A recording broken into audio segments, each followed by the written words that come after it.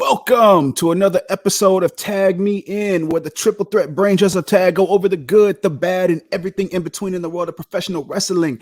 I, of course, am the unofficially official Lip Fizzle, joined with none other than the less than stealthy unicorn himself, aka the grizzled young Scooter Ray.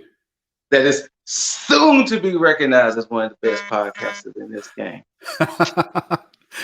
And of course, he's invisible at the moment, but I'm sure he will drop in when he is ready. Mr. Jaeger Bombastic, so fantastic that next week Shotzi will completely take him over to have him standing at attention to deliver that extension. Mr. Bombastic. Too bad he wasn't here to hear that one, but it's okay. No, he was not. That was a good one. Mm-hmm.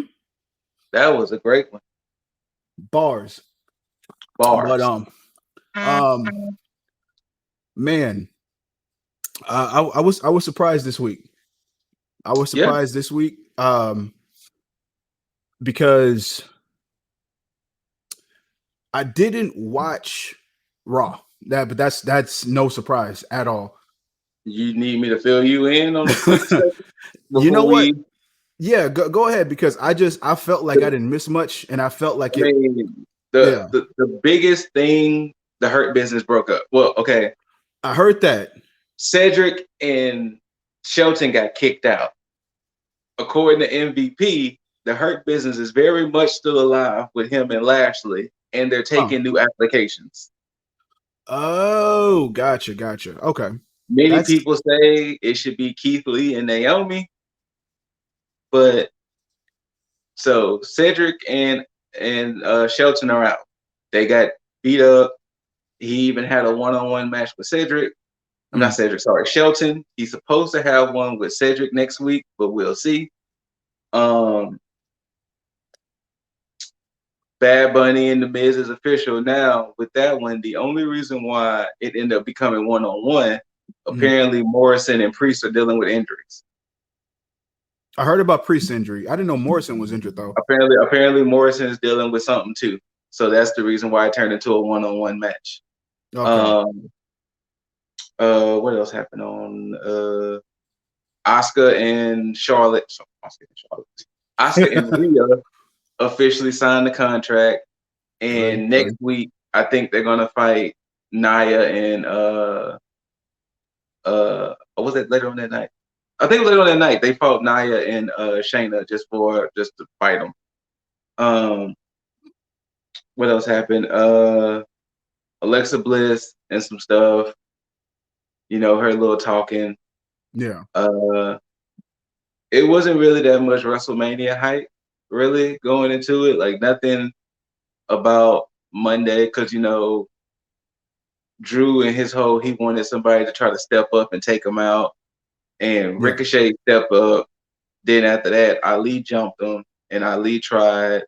And then Corbin came and started beating up Drew. So I guess we'll see what Corbin's role in all of this is going to end up being. But New Day had shenanigans with AJ and Almas. It wasn't nothing to really just. I gotta watch Raw. So. Wait a minute. I just caught that. Why is Corbin on Raw? He showed up. I guess they never. I guess when Lashley put the hit out on Drew, he never specifically said it was limited to Raw. Yeah. And you know, WWE likes to pull the wild card rule at any moment. So why not Corbin showing up? So yeah. But yeah, Raw wasn't really worth really talking about, honestly. You know what? I feel like something got announced. Oh, Sheamus and Riddle are officially on WrestleMania. Okay. For the US title. I'm gonna give him the benefit of the doubt on this one, just because it's not the actual go home show. But at the same time, I would still expect some type of build.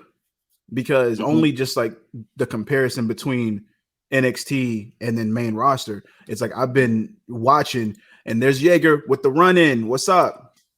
Papa Wiz and catch a kiss, guys. What's going on? Hey, Why the hell can I hear anything? You can't. oh, My lips are moving. I don't know if you can hear what I'm saying. No, I just don't hear it the way it should be heard right now. If that makes sense. oh. If you, I usually like to change the audio settings just in case. Oh, But he but fixed yeah, it like completely. I said, so you just disappeared. But I mean, in general, I mean, we can go ahead and discuss it right now. Yeah. The WrestleMania hype, which I told you in pre-production, as a fan of the entertainment, yes, it's WrestleMania. How can you not be excited? I'm How can you always not be excited for WrestleMania? But as a wrestling fan, WrestleMania does not excite me because they ruined Bianca and Sasha. see. If Bobby and Drew had a better build up, that would be perfect. Edge and Roman got muddled with the whole DB thing. And don't get me wrong, Roman, Edge, and DB in one match seems amazing, but how we got there is like, Yeah. Well, you know what? On that point, because I want to get into this since we can kind of just jump into it now, is the fact that we have both the build for WrestleMania and NXT Stand and Deliver.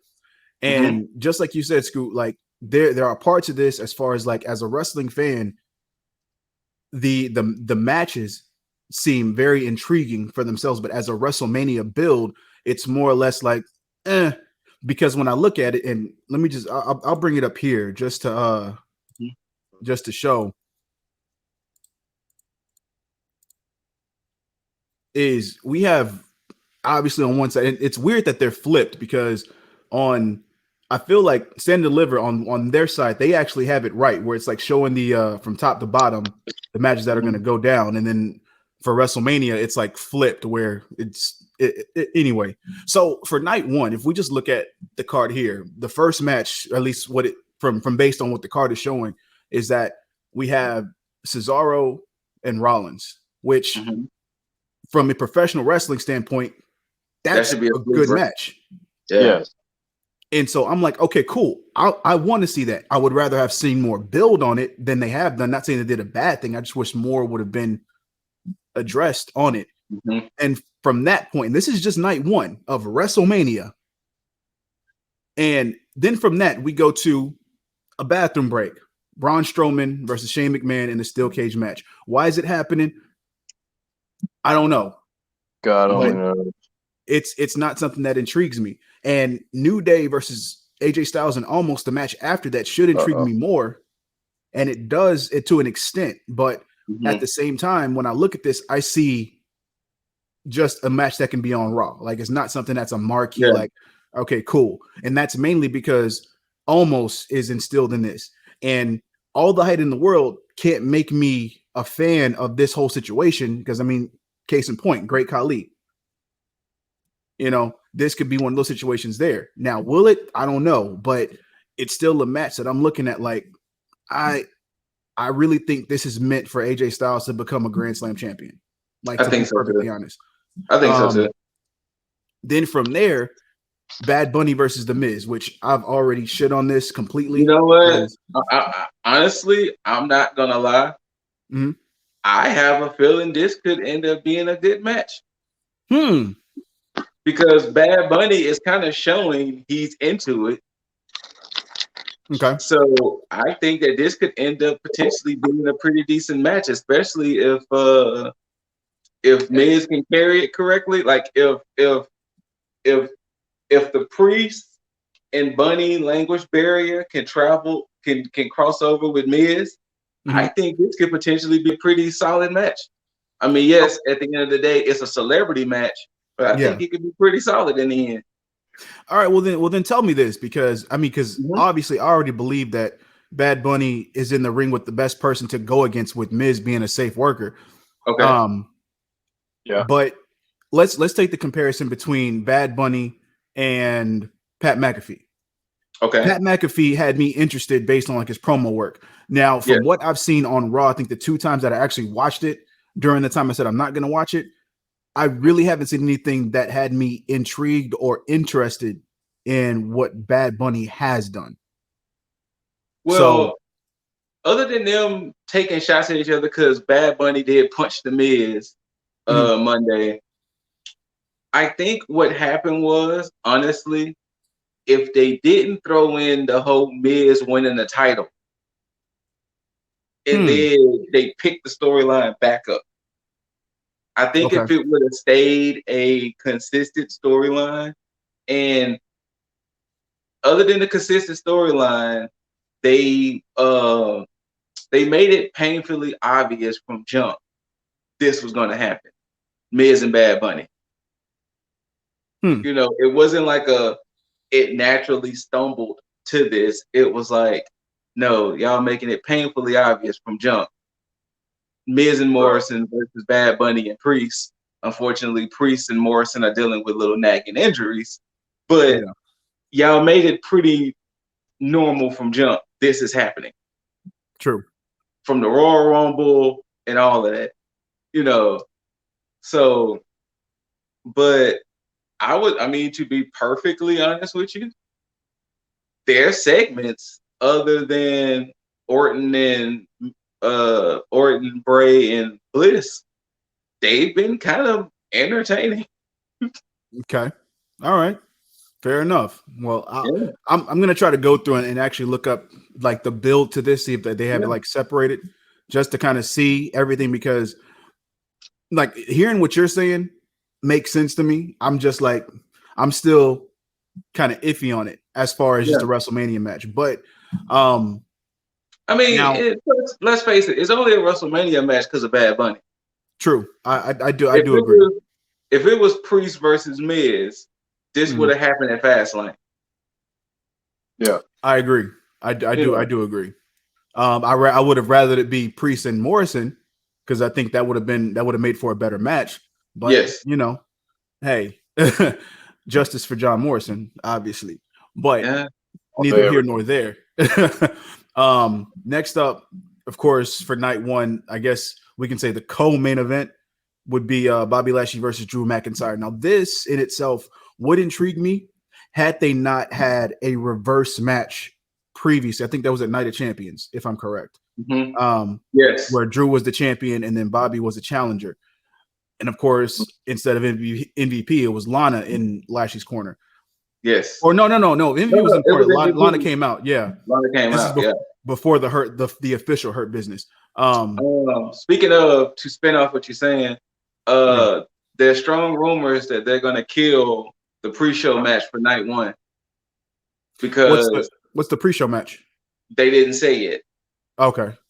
Because this would be the first entrance since they have fans. So most likely night one is either going to open with Sasha and Bianca or Lashley and McIntyre. Oh, they shouldn't have done that. Really? Don't do that. Don't do that. So one of those two matches is going to open the show, because this will be the first entrance with fans.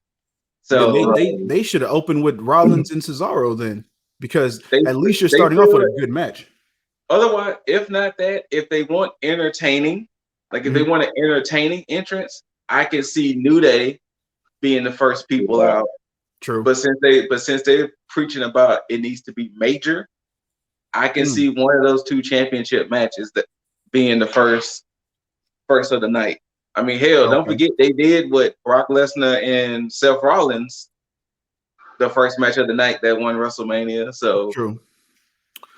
I mean, I'm not mad at this match, because I know that they can go and I know they can deliver good matches. I mean, they delivered a good match last year. Yes, but it's just from the fact that since we've seen it and there's really nothing more to it, like there's no stipulation to it. I mean, not that there needs to be one, but there's nothing that says, hey, this is going to be different from last year's match. And the reason why last year's match holds so much more to me is because I didn't expect anything going in and they surprised me. Now that I know that they can deliver a good match, it's like, well, all you can do is either do the same thing that you did last time, if not worse. I don't see it being any better. Yes. And it sucks to say that, but at the same time, I'm not convinced. And of course, the match that everybody should be waiting for, as for a match aspect, not really from a build aspect, and that's Sasha and Bianca, clearly. And that Now, should be, go ahead. There's rumor that night one is going to have a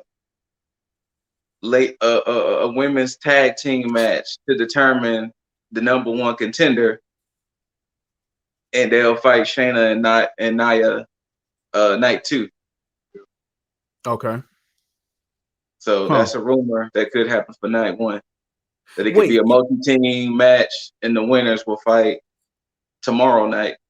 Okay, that pisses me off just a little bit, because during this whole time, now this I have kind of kept up on, as far as the women's tag division, so to speak. And that's mainly because, so you've had Nia and Shayna along with Reginald integrated in all these championship feuds for the women's titles on both respective brands, yet you haven't built up them in the tag division. It's like, why are they integrated into the women's championship title scene when they have titles of their own that they need to be worrying about and building up this division? Right. Like that's my disconnect from that. It's like, why would you wait and do this now when you've clearly, because I'm pretty sure Naomi and Lana haven't had a championship match yet. They did. They did? I think they had it on Raw. Okay. So now that they've now that they have had that match, had they even had the time to even try to build any contenders outside, I think, of what I'm drawing a blank. Natalia and they Tamina, yeah. They've been building Natalia and Tamina. I don't know if they had any interactions with the champs, but so you got Natalia and Tamina. You got Dana Brooke and Mandy. Dana and Mandy, and then you still got Lana and Naomi. The Riot Squad has not been nowhere to be found, I don't think, in a minute. Really? Wait. If I remember correctly, the Riot Squad hasn't been present since that whole Billy Kay stuff. Damn, that's messed up. Justice for Riot Squad. Justice for Riot Squad, justice for the Iconics, both respectively. Yeah. Peyton Royce and Billy Kay. Especially them. Like that's why ridiculous. Did they break up the best trolling pair of women that I've ever seen? No telling, man. And so now let's ridiculous. But night two probably has the most out of it that says pay-per-view build or a pay-per-view card for me. Because I mean you have Riddle and Sheamus, which not much built to it, obviously, because I just now found out that was actually official. It was like a 2-week story. Was it? But okay. It happened so simply. You know, it was Riddle doing his backstage antics. He was talking to Sheamus.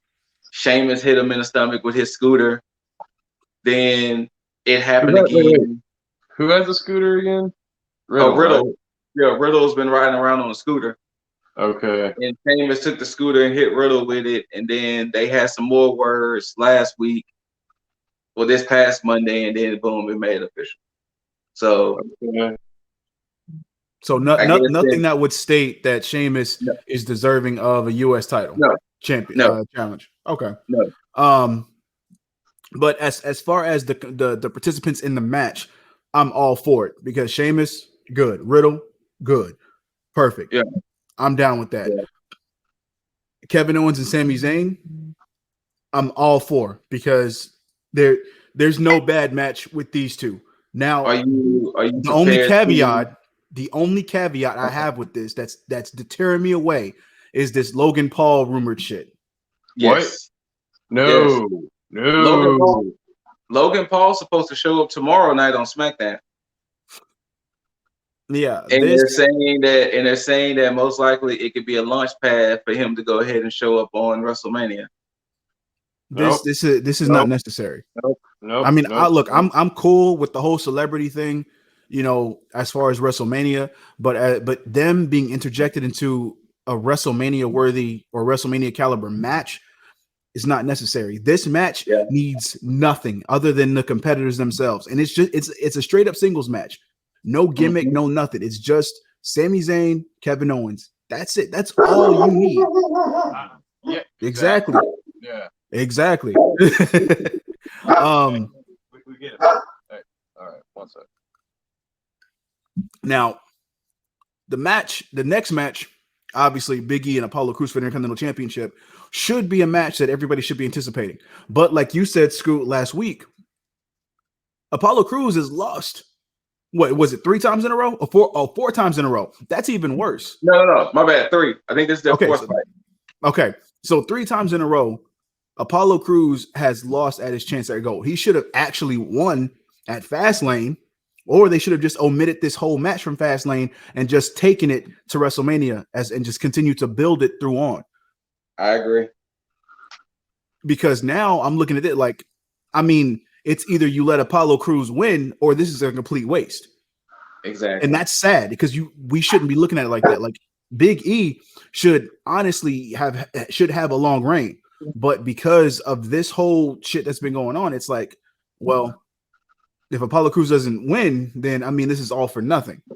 Because what's the point of this being on WrestleMania if all we're going to do is recap the same thing that's happened the past 3 times? So, too, I think what's starting to happen is I think they're too busy keep using the glitz and glamour and the luster of WrestleMania. And it's like, hey, we could give y'all whatever the fuck matches we want to give y'all, but due to the fact that it's WrestleMania, you're gonna watch it. And I think and don't get me wrong. God damn it, they're right. Yeah, and don't get me wrong. If you're looking at the talent on both nights, this should excite anyone. Yeah, and that's the thing. It should. But the way it's been coming together, yeesh. And I'm with you on that because it makes no sense, and that brings me to the next match, which is The Fiend and Randy Orton. And this is what makes me the most mad because this is almost like it's completely sandwiched because when Fiend went to Raw, you started this feud with him and Randy Orton. And I think that you shouldn't have pulled the trigger on that yet. I think you should have waited to start this build maybe a few pay-per-views ago, maybe start this feud at Royal Rumble and then go from there. And then have like, the Inferno match or whatever, and then go from there up until this point instead of having this long drawn out deal to get it here because at this point, I'm kind of drained from this whole thing. Because I feel like every pay-per-view that has had Randy Orton has had some integration between him and Alexa Bliss, him and The Fiend, or some type of shenanigans that's gone on the supernatural level.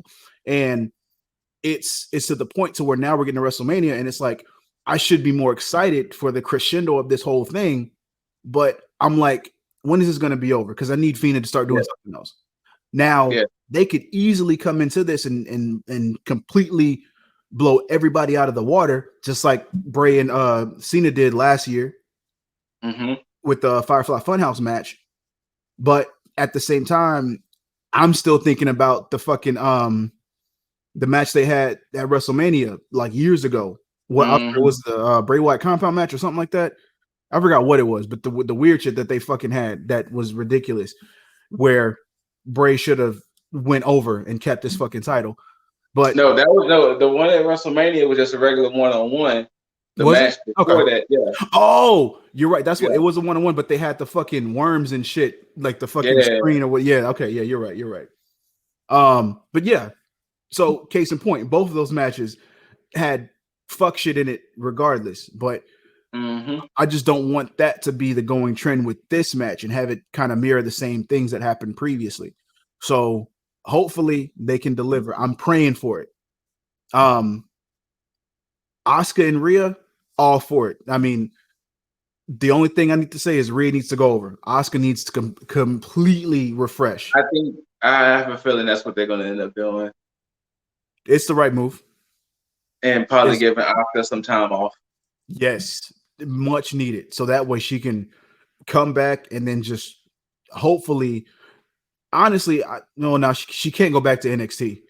She definitely can't go back to NXT as much as I would want her to, but especially like you said, they have all these new women coming in, which we'll get into that when we talk about NXT because obviously they're working on something. But yeah, Rhea should go over. Okay, I mean, simple as that. And the main event for night 2, which is the main event of all of WrestleMania, the now triple threat of Reigns, Edge, and Daniel Bryan. This match is the only is between this and Belair and Banks is really the only saving grace of WrestleMania is this match here. And that's because Reigns has been completely consistent. Yes. Daniel Bryan with his work, and then Edge, integrating himself into just the overall deal of it. And the reason I say integrating now is because this whole thing pretty much started with Daniel Bryan, with the turn of Jey Uso coming in and then, fucking up Daniel and Daniel doing the job for Jey, and then moving forward into this. And then Edge, of course, integrating by winning the Royal Rumble and then choosing Roman as his opponent. So now going through that whole card, it's even draining to talk about. Like there's a level of excitement that it goes up and down, up and down.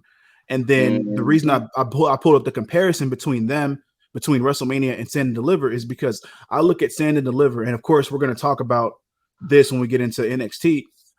But the card for NXT on both nights 1 and night 2 not only scream individual takeover, but they scream more WrestleMania worthy matches and build than WrestleMania itself. And they've only did this in I think about a month's time. What, all of NXT? Huh? What, all of NXT? Yeah, the whole Stand and Deliver. It seems like this build was like, because if we look at just going through like the match, yeah. Pete Dunne and Kushida was last night. Granted, Dunne was talking about the best technical wrestler, but this actually really got official last night. Right. MSK, GYV, and Legado del Fantasma. Granted, GYV and MSK, yeah, that build was going on, but I mean, when they announced that Oney Lorcan and Danny Burch were going to be stripped, then this match got pretty much down. So that's what's still within that month. The North American title picture, that was built within that month. Walter and Ciampa. Storyline, yeah, but Ciampa fully announced it, I think maybe the last week or the week before. Still within a month. Io Shirai, Raquel Gonzalez. Io came out right after the previous takeover. Within the last month. That's just night 1.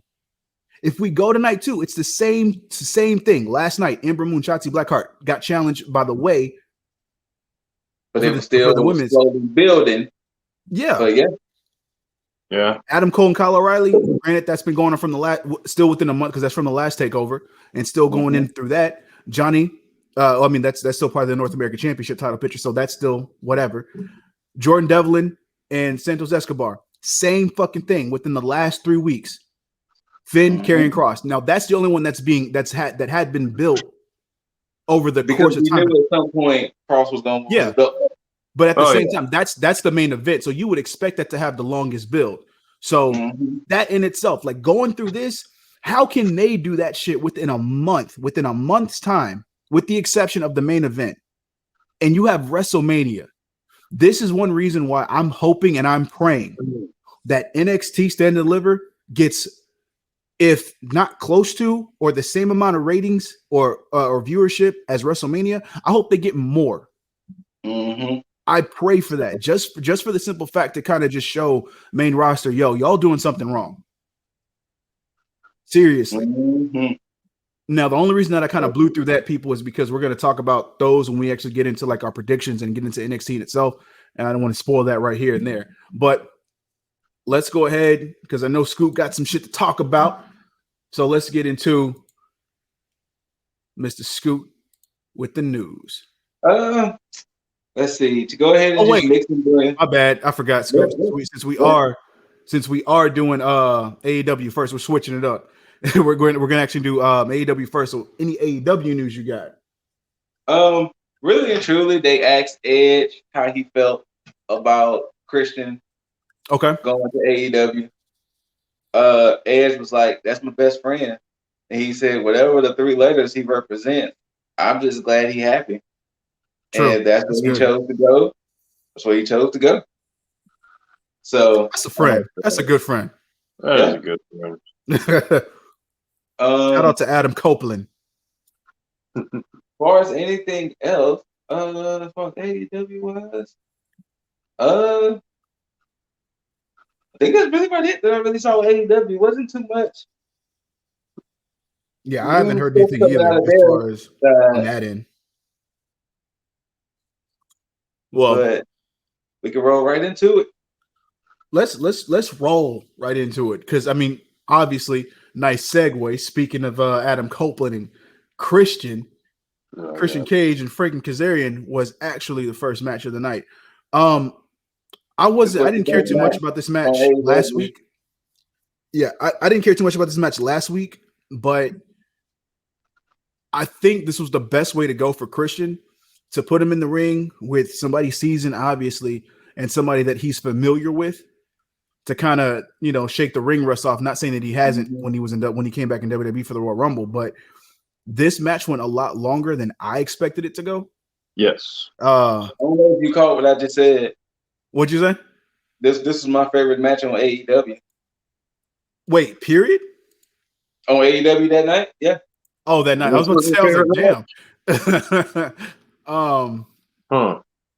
Yeah, they actually did. I'm surprised by Christian. Christian looked like he had missed a step. Yeah. Right? Yeah. And yeah, now I'm actually more intrigued to see how well he does with some of the younger talent now. Because I mean, obviously he's gonna do well with Frankie Kazarian, only for the fact that they're familiar with each other and they're both seasoned at this point. So, and that definitely go ahead and show me that SCU is breaking up. Yeah. Which, oh man, that's I think later on in the show showed that was more of a solidification than anything. Thanks to ye old Scorpio Sky, but we'll get into that. We'll get into that little promo when or that vignette when we come to it. Yeah, but Christian went over. Obviously, I don't know. There was one point where Frankie did that. Yeah, and that pin that 2 count that almost hit that 3. I was like, oh, for a second, I was like, damn, they really gonna give it. But I was like, oh, okay. So, but he kicked out, and I was like, all right. What was that? What the hell is that thing called again? It was something that doesn't really fit him. Some of the Kazarian's move. Yeah. The flux capacitor, the top rope. Yeah, flux capacitor. Thank you. Yeah, I was like, that's like more appropriate for somebody like Kushida to have something in the name of, but regardless, I was like, damn, that's a move that you really shouldn't kick out of. Yeah. But I think, if I remember correctly, I think that was his finisher in TNA. Okay. Mm-hmm. Yeah, if I remember correctly. Jesus. Move is devastating. Every time I see it, it's like I'm like, oh, right. He has that.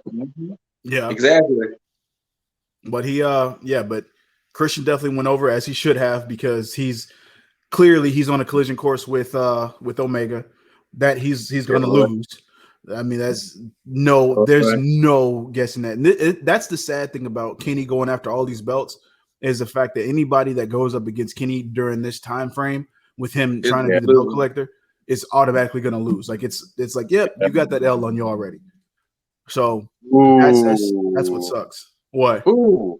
Well, this is just IWC news, but shout out and congrats to Chris Adonis for becoming the new NWA champ.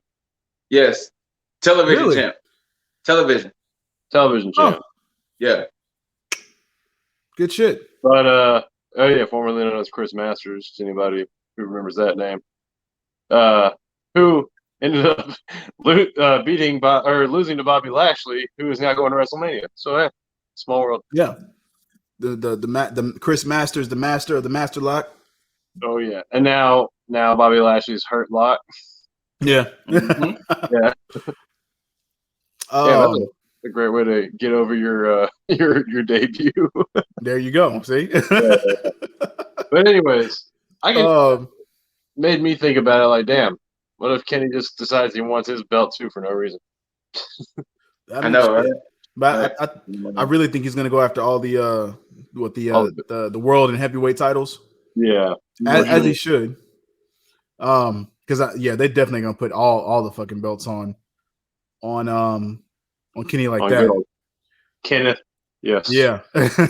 After that, they had a vignette and promo package. Actually, a vignette and a promo package on Jay Cargill. Which again, ever since she first debuted, she has gotten higher and higher on my list to where it's like she's just doing more and more, and she's getting better and better and better. I'm gonna have a thing to say later about Jay Cargill. Oh, okay. Yeah, but her promo like comparing from when she debuted with that promo that she had with Cody that was just god awful to now, just huge like huge gap, and then just with how she's elevated so far, no pun intended. Yeah. But yeah, so her and Red Velvet, I'm glad they have their feud going because that's a rivalry that I actually do enjoy, and I'm glad that they're letting it marinate and not just having them go head on every time. They've had that one match which wasn't a singles match, and then now they just have them beefing. So I'm like, cool. I'm cool with this. Like this, perfect. Keep it going like this. But of course, that kind of just factored right in. Ironically enough, everything's getting segued because Red Velvet was integrated into this match, rather the post-match segment of the next match, which was the exhibition match between Cody Rhodes and QT Marshall. Now, we obviously kind of knew which way this was going to go. Yes. Nice little friendly exhibition match between Cody and QT Marshall, where we kind of already seen that QT Marshall was going to end up showing his true colors, obviously. It drug on just a little too long, but it did. I will say this was more of a surprise at the end because I did not expect him to have his whole new faction, which now this is where I have to take from Jim Cornette. I'm at the point now where this shit is getting ridiculous. Okay, no, I know what you're about to say. I should have saved it, but somebody listed online all of AEW's factions. Really? And they listed it right after QT's crew. That's what they called them. So if we had to just try to remember them all off memory, Pinnacle, Inner Circle, QT and his stable. You still got the Nightmare Family. You still got Death Triangle. You still have Dark Order. Yes.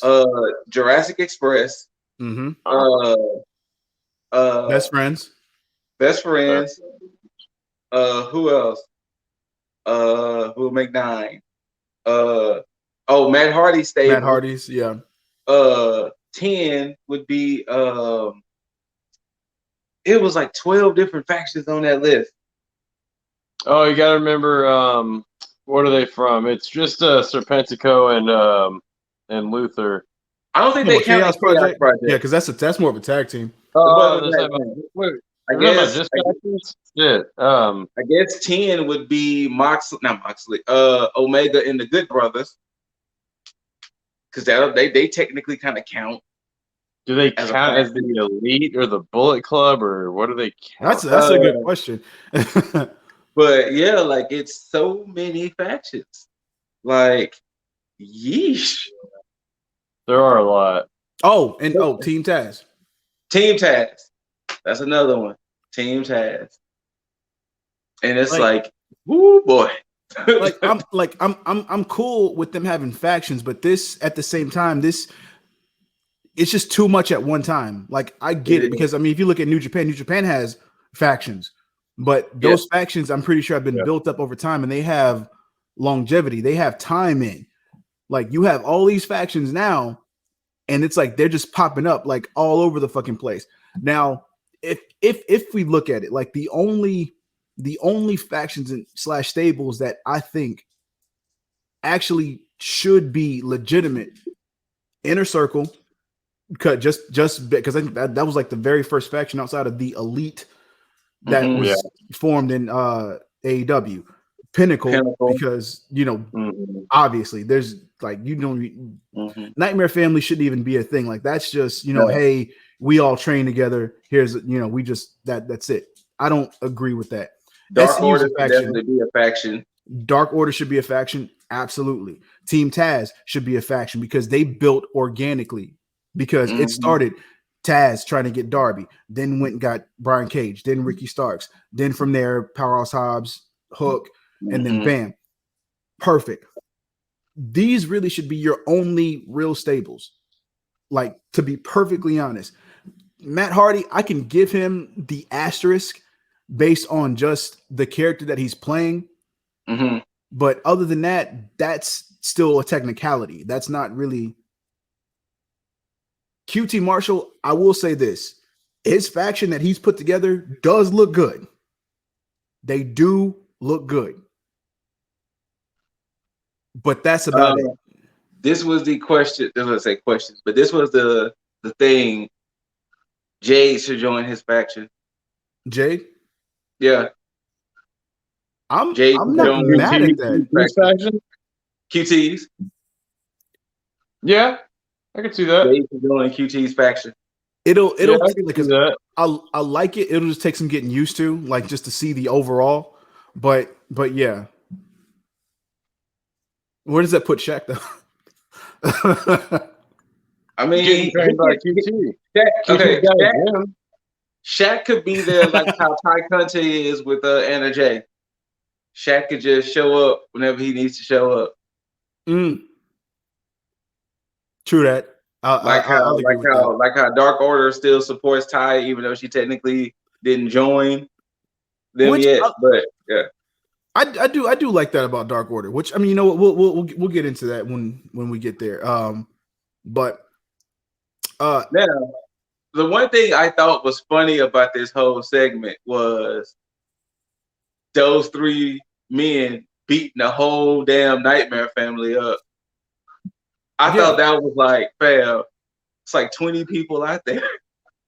Yeah, but you know what? And that's the thing about it too, is that you had this beatdown happen, and it clearly, and this is where, because Cornette said the same thing about the Pinnacle being formed, and then other like heel turns and shit like that. This almost mirrored the same beatdown that the Pinnacle did on Inner Circle. Damn near. And it almost kind of dilutes it because it, ironically enough, it's normally the thing that happens after the thing that initially started takes the weight away from the initial thing that happened. But in this sense, this just looked like a watered down copy of what Pinnacle did, mainly because of the players that you have in the Pinnacle are so much on a higher totem pole than QT Marshall and the three no-name guys. Because I'm pretty sure these guys are all from. Wait, were these guys from the Nightmare Family previously? Dark and Nightmare. Yeah, they were all technically recent members of Nightmare Family. Okay, so now you've got a Nightmare Family civil war going on, basically. Kinda. Yeah. Because like I said, I know Anthony Gogo, Aaron Solo, and Nick Camarado. I don't think they officially got the title like Lee Johnson did, but I think they were basically affiliates. Okay. I think that was the point, that they were all affiliated. Yeah. Oh, okay. Yeah, but Anthony Ogogo, I've never seen in ring once. I've always heard him on commentary. Unless he debuted recently, I had never caught him in the ring. Yeah. So when he showed up, that caught me completely by surprise. Wait, speaking of which, I know this is off the cuff. Where the fuck is Pineapple Pete? I know, right? I mean, fucking Jericho said he hated that guy. I guess he's gone. I know. He got so much heat thanks to Jericho. I'm like, yo, I'm like this disappeared Pineapple on Pete him. guy. Now he's just gone. Yeah. I swear I caught him at another promotion. It may well have been. No, I think he was like when he was going back and forth, like when he was on Dark. I think then he was working for more than one promotion. I can't remember which one it is now. Yeah. So maybe he went back to them. Interesting. Not sure. Well, obviously, QT was gonna hit Cody with the chair, and Yes. Red Velvet, who we talked about earlier, came out and showed her loyalty to the Nightmare family. Do we see personally QT as a viable threat? Not really, but the people that he has surrounded himself with can. Only problem is that I don't see it really mattering. Yeah. Like, I honestly just see this being something that's where I guess they take over Elevation or Dark, which, by the way, I'm going to have to start watching Elevation and Dark more religiously because, and I'm glad they do this because they're actually showing that, hey, you need to start watching these other shows. Because I'll let y'all catch me up on that. I watch too much wrestling as is. I would rather watch Dark and Elevation rather than watch the main roster. So I was gonna say watch Elevation instead of Raw. You know what? Okay, I'm glad we said this because speaking of, I think the Monday after WrestleMania might be the last Raw I might truly catch for a while. I think I'm gonna try to take a break with Raw, especially with spoiler alert, especially with NXT moving to Tuesdays. I think Raw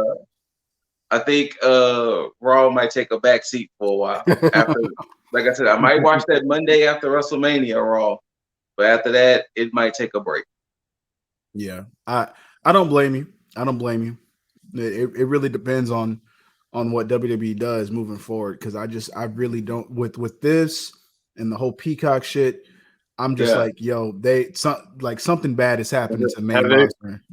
Have they removed all the attitude era stuff? We'll speak on that when we talk about before we talk about NXT because there's a lot of stuff with some more of his news. Okay. But yeah, Moxley.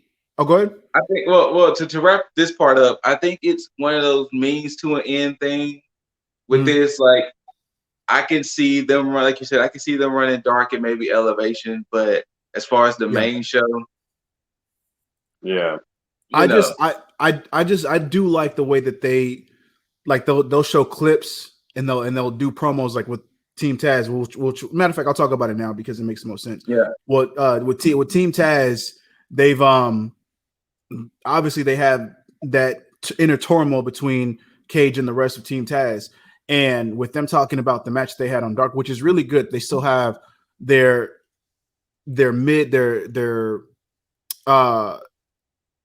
higher mid to main event players still having matches on, Dark and Elevation and so on and so forth. And them still having promos on Dynamite that alludes to what happened previously, and then still showing, certain clips that happen on the respective shows.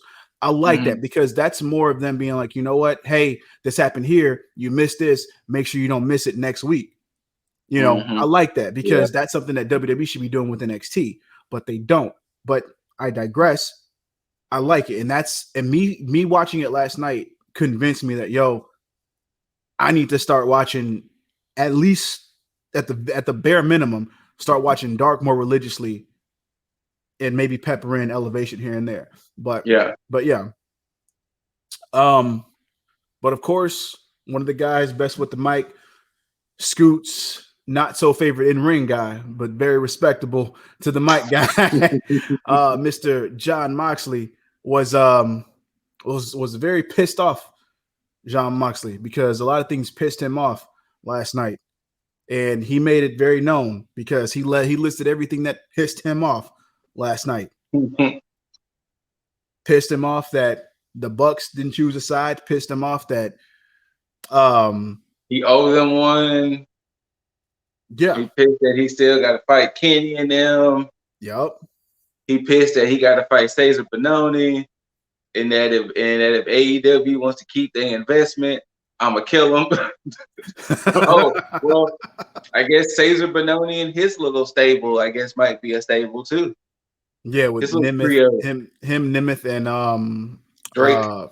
Yeah, whatever his first name. Wasn't Bononi with Peter Avalon? He was, but it was weird because Nemeth was with Avalon, and then Bononi was with Avalon. But now you got Avalon and Nemeth. Well, not Avalon. You got Bononi and Avalon. Shit, Bononi and Nemeth with Drake. With JD Drake, yeah. But no Avalon. No Avalon. It's weird. All right, Pretty Peter. Pretty Peter.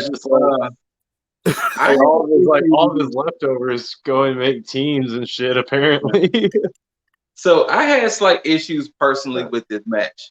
And this is the one thing AEW, I guess, upsets me when they do stuff like this. I hate when you watch matches like this because, yes, we clearly knew Moxley was going to beat Bononi. True. The issue I have personally, I know AEW might think this is a great showcase for Bononi. Mm-hmm. Yes, it could be, but in my eyes, it's just like, Moxley, if you don't go in there and beat that dude and go about your business, like, why are you taking so long to beat Cesar Bononi? I said the same thing because like, you don't go in there, drop that dude and go about your business and call it a day. Because I said, I mean, yes, they might look at it as, oh no, we're showcasing Cesar. I don't look at it that way. I don't give two rats' asses about Cesar Bononi right now. I'm sorry. Like, Cesar Bononi, you got a great build. You look like you're a porn star, but good for you, man. but dude, this isn't about you right now. Exactly. Like, Mox needs to go be a dad before I give a shit. I'm sorry. Like that match, like this match lasted way too long for me. Yeah, I said the same thing. I have no problem with Cesar Bononi. Like I've talked about before. I believe that AEW still needs a big guy, and I think he could be that big guy. And I think this is just him paying his dues. I think he's losing way more than necessary, but at the same time, you know, I have a feeling that they're going to do right by him. So we'll just have to wait and see. But yeah, this definitely went on way too long. Right by him though. Letting him see what the thing is there because what he lost to Cody, lost to Moxley. I don't know who else he lost to, but he's losing to names that you would expect him to lose to. Okay. So it makes sense in that aspect because I think it was the same thing with Hobbs. Hobbs was going through and he was kicking ass on Dark, but then he was on Dynamite losing to Darby and he lost to somebody else. But he was losing to people that actually already had established a name. So I think they're doing the same thing with Bononi, but at least like if you compare Bononi and Nemeth to the matches that they both had with Moxley, Nemeth lost in like seconds to Mox. Exactly. And Nemeth lost, I think he lost in a couple minutes to Cody. So yeah, I just hope that they continue this trend where it's like, okay, you know what? Mox is the last person you need to lose to. Go and wreck shop on these lower mid card people and then build your name up from there. But yeah, this is an obvious squash match that we all knew it was going to happen. It was just so long. Red Velvet got interviewed backstage and then she got attacked by Jade. And Scoot, you had something to say about this, I'm sure. No. It was, I mean, I didn't mind. Like I said, my thing with Jade was I think she should just join QT's stable. But I mean, I hope they don't personally turn this into a Thunder Rosa and Britt Baker situation.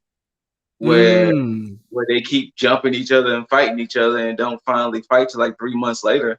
Like, I don't want this to happen again. Yeah, that definitely is something that is not necessary. Mainly because it's just that, like, the build that they're doing now, I like, because they haven't let them touch. Yeah. Thunder Rosa and Britt Baker, they had them in some nonsensical matches, but eventually they kind of capped it off for the time being with an unsanctioned match, which we might as well get into it now. No. I want to discuss the most unnecessary thing of the night right quick. What's that? All of Wednesday, the most unnecessary thing, and for some reason, it pissed me off so much that I just happen to remember. I don't know when it fell in the show, and I don't care. If one of y'all two gentlemen, let me point whatever direction. Yeah. Please help me care. Or please tell me why I should care about Jurassic Express versus Bear Country. You shouldn't. This in itself. And they even gave them the Godzilla and King Kong treatment. That's what it was for. This was really just to find a way to promote Godzilla versus Kong. That's really all it was. I was sitting there like, be perfectly honest, why the fuck should I care about this match? Because the way they got a promo and everything. It's just pushing King Kong versus Godzilla and Jurassic Express. Yeah, and I like, and this is what I hate, because justice for Jurassic Express, to be honest, because no justice for Jungle Boy. I told y'all how I feel. Justice for Jungle Boy. I know how you feel. I'm gonna say justice for Jurassic Express, mainly because, like, I feel like they should have. It's well overdue. They should have been tag champs. At least for a certain time. Yeah. And I just feel that with the introduction of FTR into this, it kind of threw things out of whack. And now that the Bucks have the titles right now, a lot has kind of just it's made everything unpredictable. So we don't know where everything is going. But I feel that the because most people would say that it's because of Paige and Omega. I don't think that. I think that they actually helped it way more because of how competitive they were and the way that they lost. Yeah. But because FTR was introduced and they ended up winning the titles, still not bad. But I think when they went to the Bucks, that may have been the problem. And that's not to say because the Bucks are bad. They started mulling the Bucks with all these other storylines. Yeah. And I honestly, I think the best thing for them to truly do is to get the belts off the Bucks, so that way the division can quote unquote continue. Because all the Bucks are gonna, because the thing is, what's happening with the Bucks is, like, when the Bucks challenged Proud and Powerful, it was like, okay, we knew the Bucks were gonna keep the belt. When the Bucks fought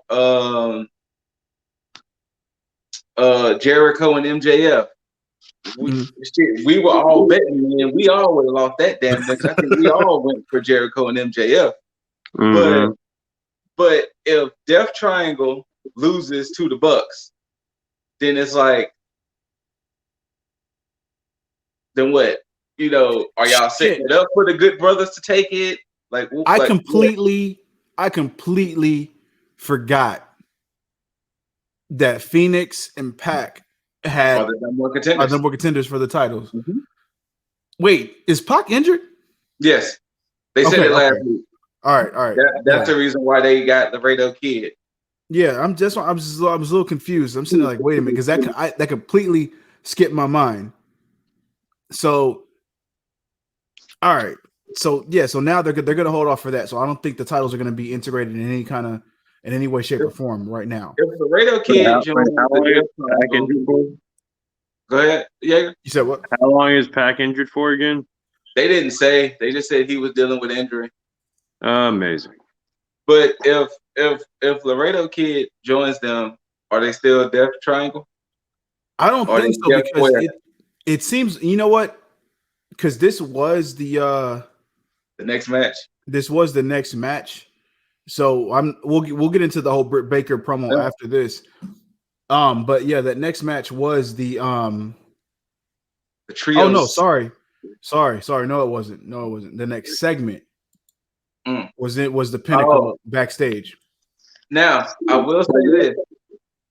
When I saw this and I accidentally got spoiled on the internet of what happened, but watching it,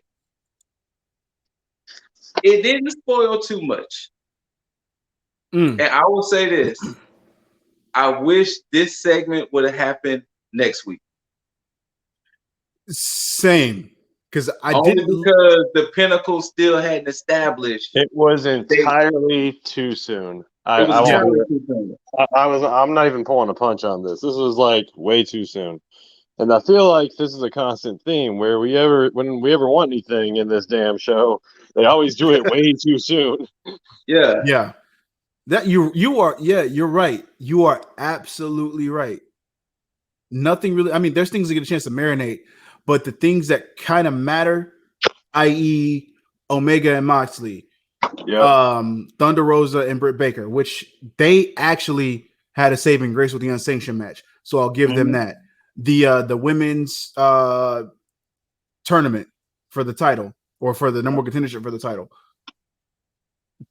blew that shit way too quick. FTR and Bucks, their first match, I think that should have marinated a little bit longer. Our main event should have happened 2 weeks ago.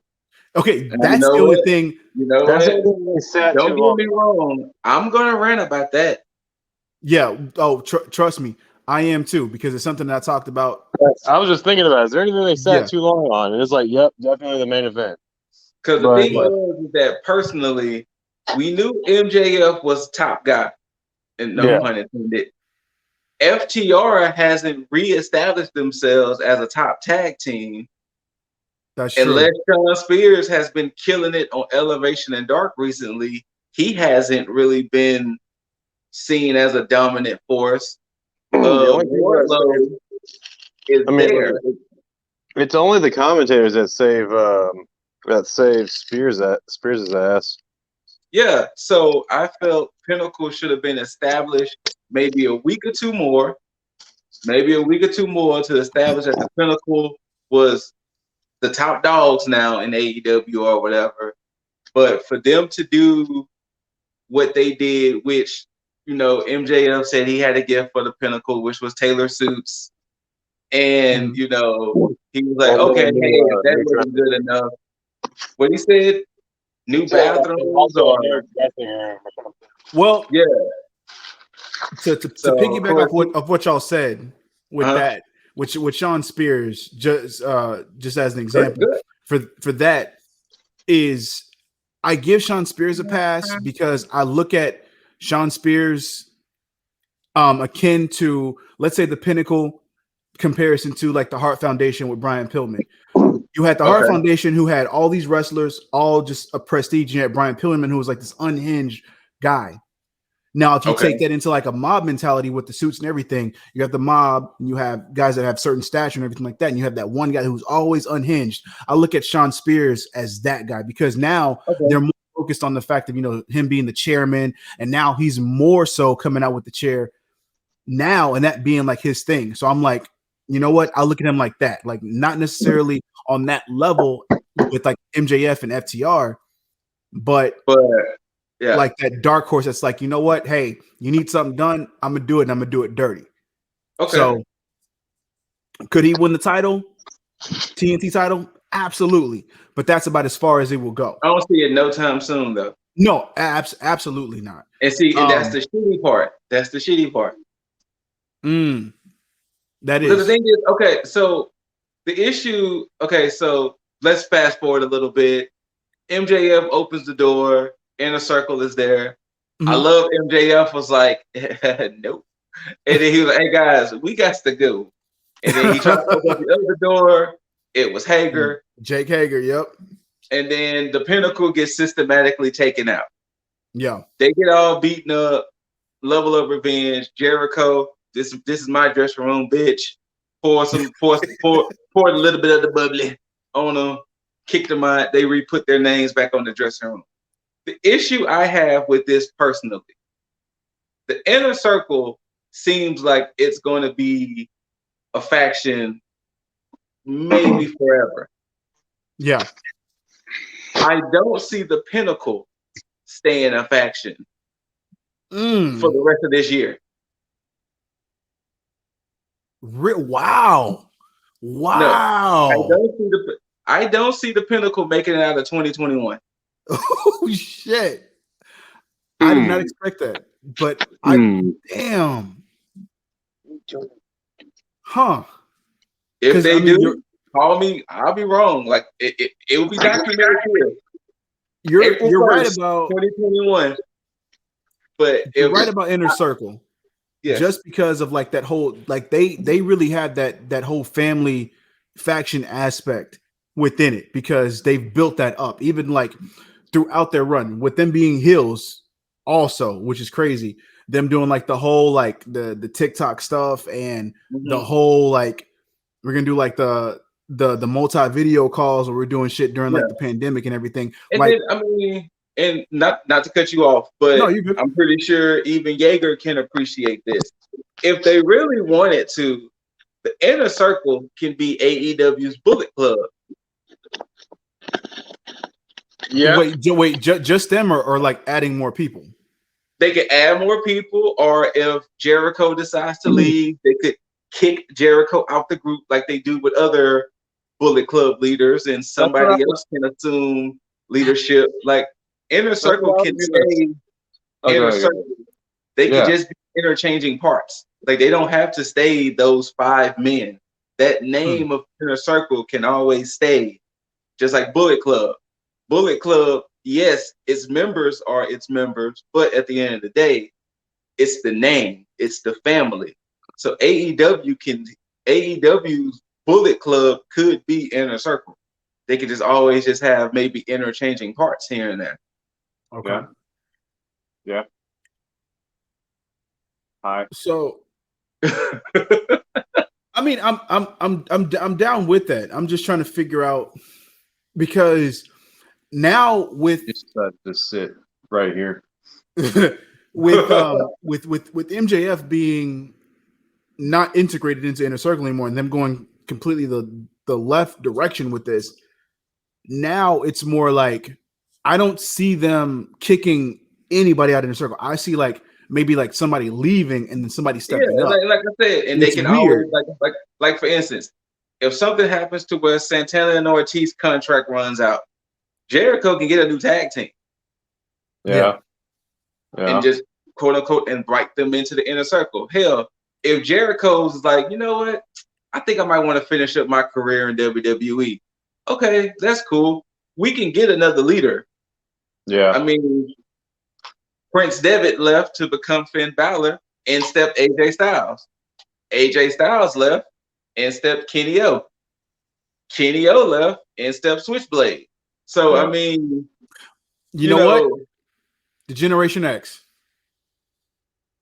Shawn Michaels after WrestleMania with Stone Cold left. Triple H granted, took it over. Triple H, his promo kind of cut Shawn Michaels a little bit, but at the end of the day, Shawn Michaels still opened door to come back to the Generation X. So, yeah, you know what? Yeah, you're right. You're right. That actually makes more sense to me. So, like I said, and the reason why I mainly don't see the Inner Circle staying, the Pinnacle being a group because on their own, they can be dominant situations. Like Shawn Spears on his like if Shawn Spears keeps Tully, he can be a force on his own. FTR, we know, can be a force on their own. Wardlow is the only one that's kind of still unproven in all of this. Yeah. Because we know MJF can be a force on his own. True. So do you see them? Okay, let's take your theory and then just say that they don't make it out of 2021, or they don't make it to 2022 as a faction. Do they have a chance of winning all the titles in AEW this year?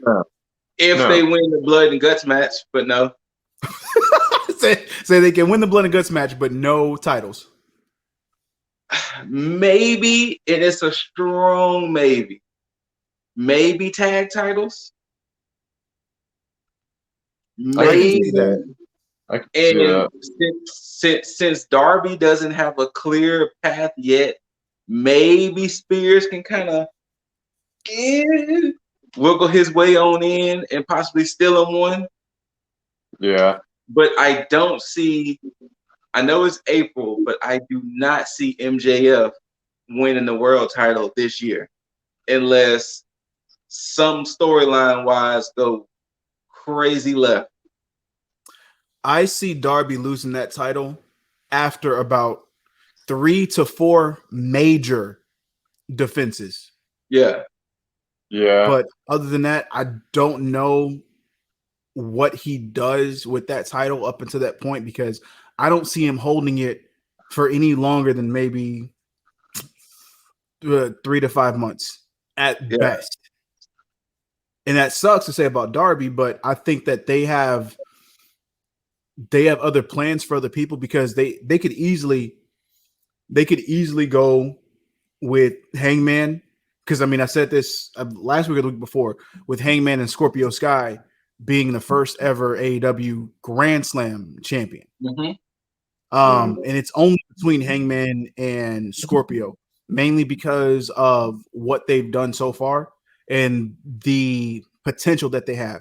Hangman obviously having the more potential out of the two because of the storyline and the progression that's gone on with him winning the tag titles, with him being on his own, with honestly him going for the TNT title would be the necessary progression. If it's a face to beat Darby, it's going to be Hangman. If it's going to be a heel, it's got to be between Scorpio and Spears. And you know, honestly, I know we kind of spinning it off a little bit. I kind of hate that this Hangman Omega and Swan stuff is taking so long to get to where it's going to get to, because we know what's going to happen. Because it's kind of making them kind of flounder with Kenny a little bit. Yeah. It's kind of making them flounder with Kenny, because we know Kenny is supposed to have this legendary match. Well, not legendary. What's the word I'm looking for?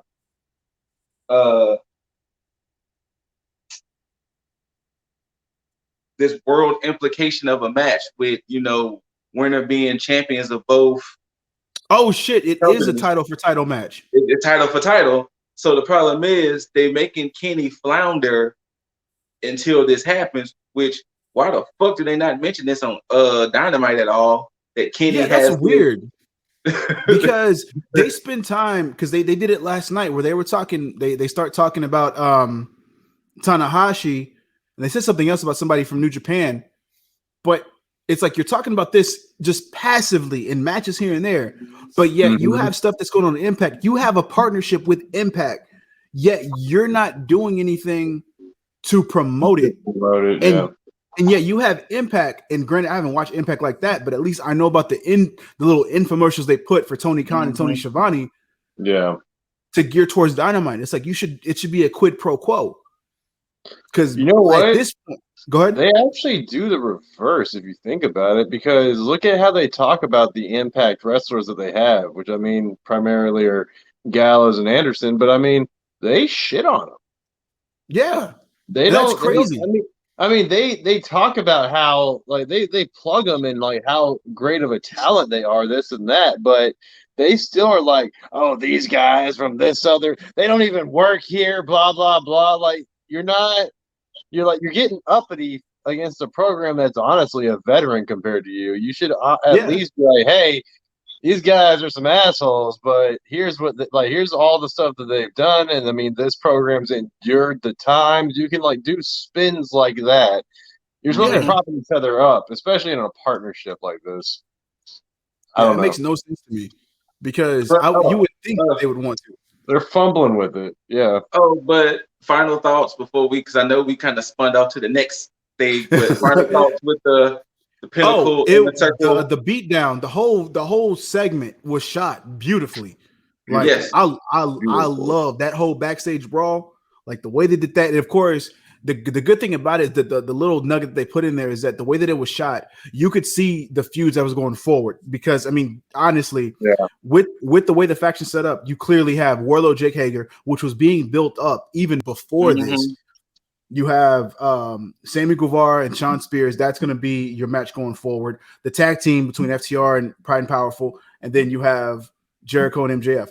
Obviously, now the way that you do this, AEW, which I'm pretty sure you already got this plan because you tricked me already.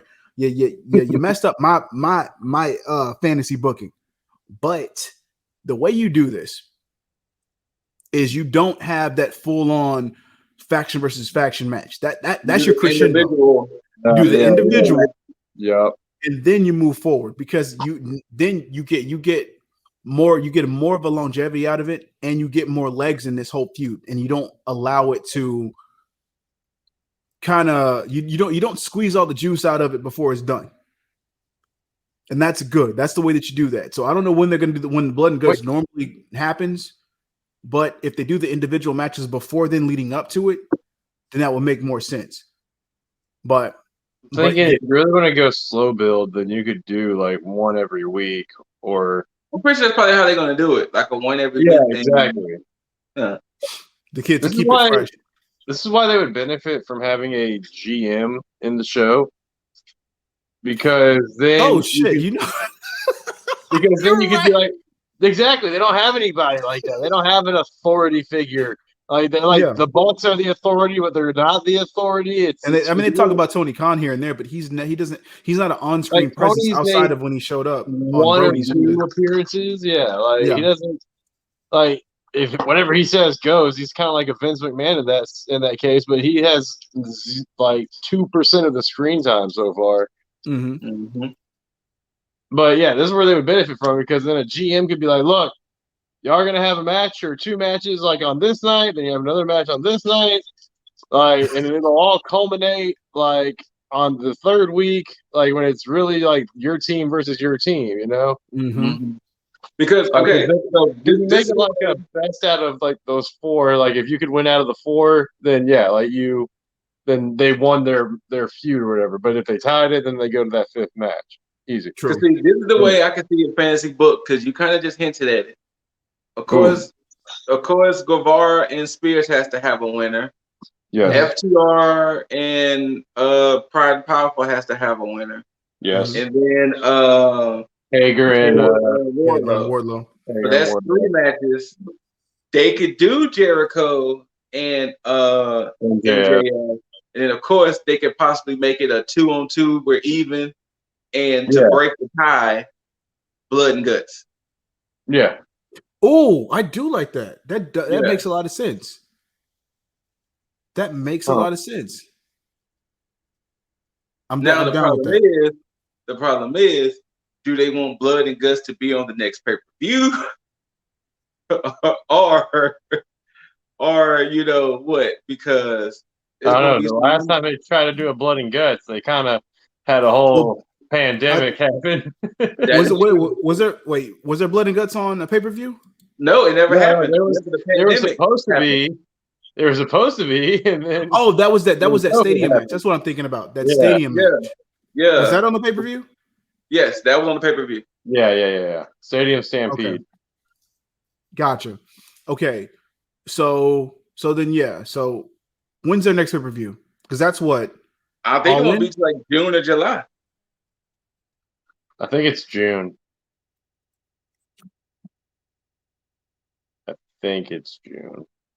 Let's see.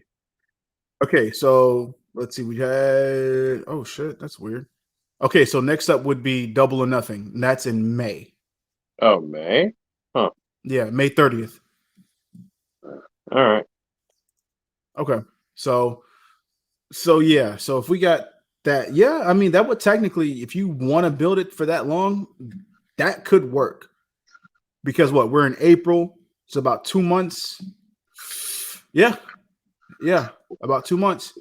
Yeah, you can build that up over the time. This is where they'll benefit from a GM, or maybe Tony Khan has to do it.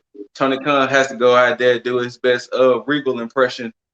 Instead of saying War Games, it'll be Blood and Guts. Blood and guts. Blood and guts. I don't think I can say this any other way, but blood and guts. Nine days yeah, from tonight. 9 days from tonight.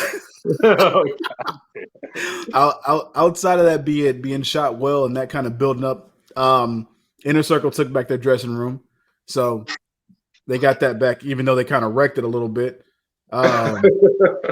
Yes. They look good in this. They look hella strong. So shout out to Inner Circle. You fooled me, and y'all back solidarity. Any fantasy booking I had, I was fucked. You got me. Kudos. You're not as predictable as I assumed. So what the fuck ever. Next up was Britt Baker's promo, which her and Reba were in the back, and they were expecting Tony Schiavone to do the interview, but she tried to text Schiavone and he didn't answer, so she said whatever. And Reba, not Rebel, conducted the interview, and she basically talked about and I called this a few weeks ago when Britt Baker lost to Thunder Rosa. I said that she was going to use this as, hey, you won that match, but it doesn't count. So she alluded to Elevation and saying that Thunder Rosa can go to Elevation and get her wins up. And from there, so she's keeping that feud alive, but she's still put her name out there to be next up for a women's title match. She didn't say it, but she alluded to it. You could tell. And I think that's the right way to go. I think she should be next up. And I think she should be the one to win that, because then that would give Thunder Rosa a chance to actually get an official win over Britt Baker and then win the AEW Women's Championship. Yeah. But Britt Baker with the good promo, it's not surprising. It's a good way to keep her in the ice without putting her in a match every fucking week. So kudos on that. Thunder Rosa was not on this episode. Surprising. Thunder Rosa hasn't had a promo since that match. She had a promo on Dark Elevation. Okay, gotcha. She had a match against Alex Gracia, and guys, I gotta say, Alex Gracia though. Hey, that's a student of Booker T. Is she? Mm-hmm. See, that's the thing. Scalper doesn't always cover those things. He's from reality wrestling. Wait, I think I know her.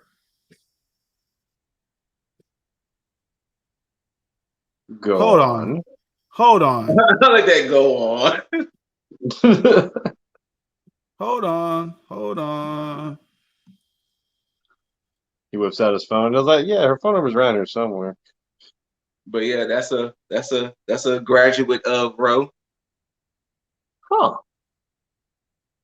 The more you know. Yeah. We'll talk offline. We'll talk offline. Okay. All right. Okay. All right. But yeah, so then she's on AEW. Well, on AEW now. Yeah. Okay. She's been there for a little bit. On the darks. Okay, cool. Cool. What was the next match after the Britt Baker? That was actually the 6-man between Lucha Bros, Laredo Kid versus Kenny Omega and the Good Brothers.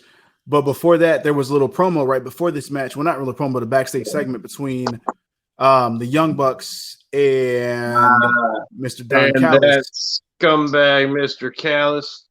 Yeah, he interrupted their interview, and he wanted to talk to Matt Jackson alone.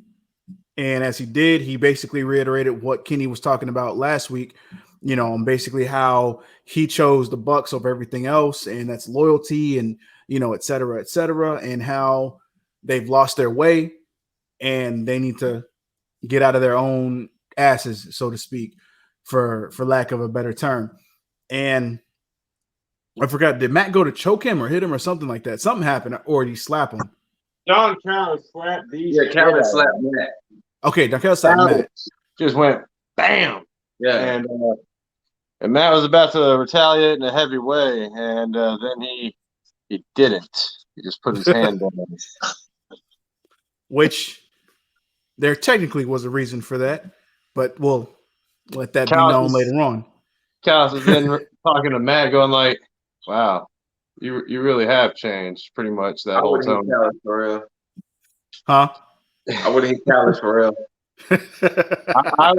I would stiff as fuck hit Callis. I mean, like I told you, he's equivalent to my Malcolm Bivens.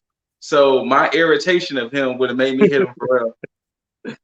I mean, at least Callis isn't like popping up in like nurses' offices, like while you're getting checked out by medical. That is true reading too. a random newspaper. Yeah.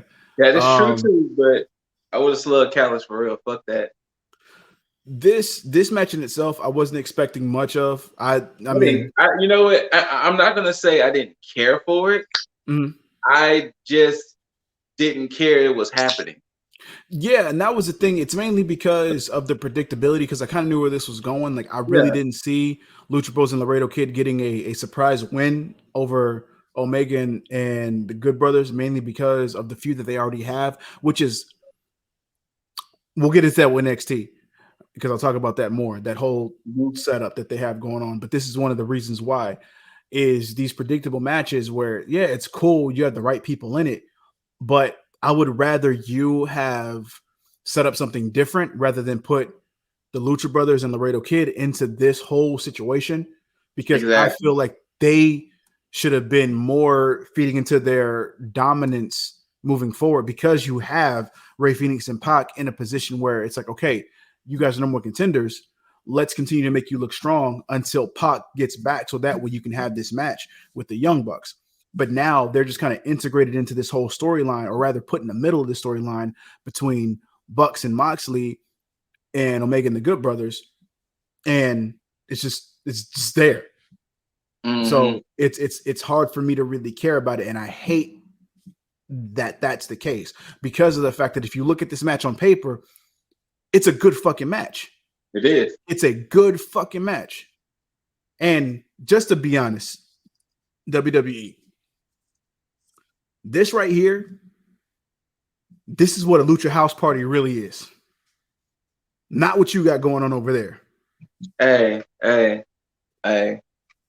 Let's just leave Lindsay and Grand Metalik alone. You know, let's just let them be. Fair enough. It is what it is. They can't change it. They can't go in the past. Just let it be. I'm just saying. I mean, you look at that setup. When you look at that trio, and you insert them into WWE, it's like that's a dominant force right there. We're not gonna disparage other talents like that. Just let those guys be. They tried. Okay, they tried. Lindsay, Kalisto, Metalik, they tried. You're right. I mean, even when they took Kalisto out of it, they tried. Just let the LHD be. I will say this though: there's nobody that can run the top ropes like Rey Fenix. Holy crap, man! That is beautiful. Anytime he does that, it is effortless the way that he does that. Right. I don't know how, but I'm glad. I love that they didn't even. I'm loving that they didn't even catch him like climbing up. Yes. Yeah. Like out of nowhere. I'm just like, oh, all right. Yeah, he because it was seamless when Laredo Kid because he hit Omega to the ropes. That's what it was. He hit Omega to the ropes, and all of a sudden, within a split second, Phoenix just comes across and just punts Kenny. I feel like I put in my damn eye, fucking shit in my eye. Sorry, people. It's like something's like right there. I don't know if it's a lash or whatever, but it's like bugging the fuck out of me. Anyway, Kenny hits the one-winged angel on, was it Laredo Kid, I believe? Yeah. Yes. Yeah, which sucks because Laredo Kid took the fall last week. So it's almost like he's just there to take the fucking fall. Well, remember they brought up the fact that Kenny defended the title against Laredo Kid, and he beat Laredo Kid, of course. So maybe they're just driving that home. Yeah. Now, Could be. the one thing I did like, of course, I mean, is hearing Malcolm Bivens on commentary. And he said, talking about what Kenny is doing has never been seen before, and this, that, and the third. So I understand, we can rewrite history anytime we want, and depending on how the public feels about the man now. But we ain't gonna just forget that Austin Aries was the belt collector like 3 years ago. That's true. Like we That's ain't gonna do, Austin Aries did the same thing after he left WWE. So I understand Kenny's doing it is probably more major, I guess, but I don't know, but nobody and look, I don't even know how real this is because I'm just going off of the images that I saw when I was a kid/teenager growing up when they had the debut of Ultimo Dragon in WCW. Oh yeah, he had all those titles. All those titles. That's the belt collector to me. Exactly, I agree. So I like you can collect belts here and there, but if your image ain't looking like Ultimo's Dragon, look, I don't even care what titles Ultimo Dragon had right there. But he just had mad titles. He just had period. So ain't nobody topping that. Nobody. And the fact that Scoot knew exactly what I was talking about solidifies. That was an image that forever stayed. That's an image that lives rent free in this brain of mine. That's Ultimo what made Dragon me with all those belts. That's what made me like Ultimo Dragon when he first debuted in WCW. I was like, who the fuck is this? It's like, what? Like, oh, he got all them titles? Never seen him hold any title like in live, just in that one picture. I was like, all right, cool. I'm down with this guy. We done. That's it. That's all I need. And then his attire was cool. Yeah. So, and that's only because during that time, the Double Dragon cartoon was out, and then and Billy and Jimmy Lee in that cartoon had the same kind of like mask thing. So WCW versus NWO on the Nintendo 64 was like my first wrestling game, and that right there is the sole reason I picked Ultimo Dragon and made him my favorite fucking wrestler. Because like Billy and Jimmy Lee from the Double Dragon cartoon. Oh yeah, because of the Double Dragon cartoon. I was like, what the fuck? Like, these dragons, like they're dragons. All right, cool. Like on some real shit. Just today, you just made me realize that their attire was alike. What, the Double Dragon? Ultimo Dragon. Yeah. I never realized that till like just now. That's amazing. Shout out to Double Dragon. If y'all haven't watched it, I mean, it's not much, but I mean, if you want to watch it, go watch it. But hey, it's nice. Part of my childhood. It's great. It's great. But it's also a game. Come on. I did wanted to care more about this match, but Yeah. But after the post match, really what it was all about, because Mox came out, and not only that, casually. Three of my favorite people came out. Yeah, So when this happened, when Mox came out, that was way too soon, way too damn soon. But go ahead. When Mox came out, I was like, all right. I mean, I kind of expected this, but he walked out all casually. Then the Bucks came out, and the first thing I thought about was I was like, Scoot must love this shit.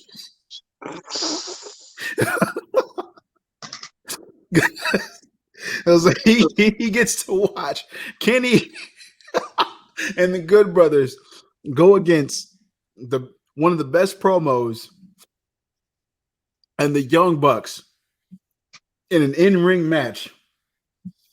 And he hates all of Young Bucks moveless. And you know they're gonna get that shit off. You know they're gonna get that shit off. Oh man. They're getting that shit off. They're gonna get that shit off on the Good Brothers. They were like, yo, let's give Scooter Ray a wet dream of professional wrestling. Here you go, man. Mox and the Young Bucks. That's the anti-dream equation, I guess. But I mean, if your name is Scooter Ray, that is. For Yeah. me, I'm ready for it. I want to see it. Right. But yeah. It's gonna be you know what? Hold on. In between the Bucks and in between Kenny, it's gonna be the match of 1,000 moves. Yeah, and you're gonna get every bit of it. They're gonna be You like, damn right you know. they're gonna play Hangman with the letters of Scooter Ray. I'll do something. It's what they're gonna do. It's fine. It's fine. But yeah, so they, Young Bucks came out, lined up with Mox, and then ran into the ring to basically run off Kenny and the Good Brothers, as well as Don Callis, and that was that. Malcolm Bivens. And of course, through all that, we now come to tag match. Ty Conti, Hikaru Shida versus Nyla Rose, and the Bunny. You know what? I will say this. If Ty Conti was not in this match, I would not care at all. Because you know what? You know how I feel about Hikaru Shida and her title reign. True. Nyla Rose, justice for Nyla Rose. I'll say this. And hold on, and Allie, she's dead to me. Oh, I see. Yeah, I see why she's dead to you. Yeah. I'll say this. So if Ty Conti was not in this match, I wouldn't have cared. If it wasn't for Ty Conti and the Bunny's new tongue piercing. No, I'm kidding. Was that new? I thought that was new. It could be. It could not be new, but I had never seen it prior to last night, and I was just like, it was prominent last night. It really was. I mean, she stuck her tongue out. I mean, she hadn't wrestled since she was with Brandy, so that's true. It could have been that we just. This is her first match in what was it? Feels like 8 months, maybe a year. Since that, that tag team tournament. Whenever that tag team tournament happened, that was the end of last year. Was it? Was it the end of last year? I think it was like October, November, I believe. Okay. Speaking of, where's Diamante and Ivelisse? I just now thought about it as soon as you said that. Yo. So on Elevation, after Rosa had her match with Alsgrassi and she cut her promo, Diamante got up in her face and was like, "So you're claiming to be like this and that? You want to be like Miss Hispanic? Then let's talk about it." So Diamante's like doing singles action now against Thunder Rosa. Or was it Ivelisse? It was around August of last year. August? Yeah. So pushing that year. It's basically about good 7 months. She's been out of action for 7 months. Now, I would say personally, I wasn't expecting the ending because honestly, I didn't like the ending, and I didn't like Ty Conti taking the pin since Ty was kind of being built up. I didn't like the fact that she took the fall. Even though, it was a fuck finish, but still, I don't like the fact that Ty took the fall considering they were building her up. That's the only thing that saves Ty. That's the only thing is that it was a fuck finish. And she got pelted with that kendo stick. She did. That was very audible. But not only that, but see, this is the thing I hate about with referees, because that's not a sound of somebody hitting the mat, or that's not a sound of and whatever. That's funny because I thought that was going to be disqualification at first because the way that Aubrey was positioned. She didn't run up. Yeah, she was right by her with the kendo stick. So I'm thinking like, okay, she's gonna hit her, and there's gonna be disqualification. So, all right. But then she walked up to I think it was Vicky that she walked up to, and then Bunny hit Ty, and then got the pin. Now it's the bad thing is that it's good for Bunny, obviously, because she gets that win, and it looks like okay, hey, we aligned ourselves with Matt Hardy. Cool, we're good now, but again, this is one of the type of matches that didn't really feed into the women's championship match or the women's championship picture. It more so fed into the feud between Matt Hardy stable and Dark Order. That's really all it was. And I hate that. And speaking of which, so does that mean that the Vicious Vixens are now with Matt Hardy's?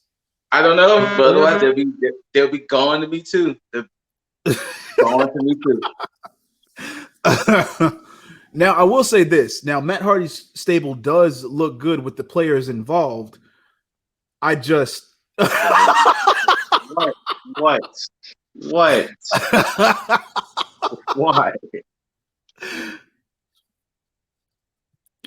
As far as private party. Dude, I'm blaming Loki getting up in my face on you, man.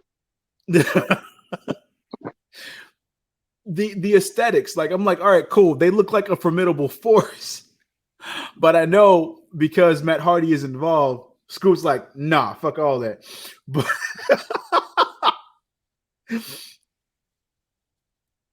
I do wish it was done better.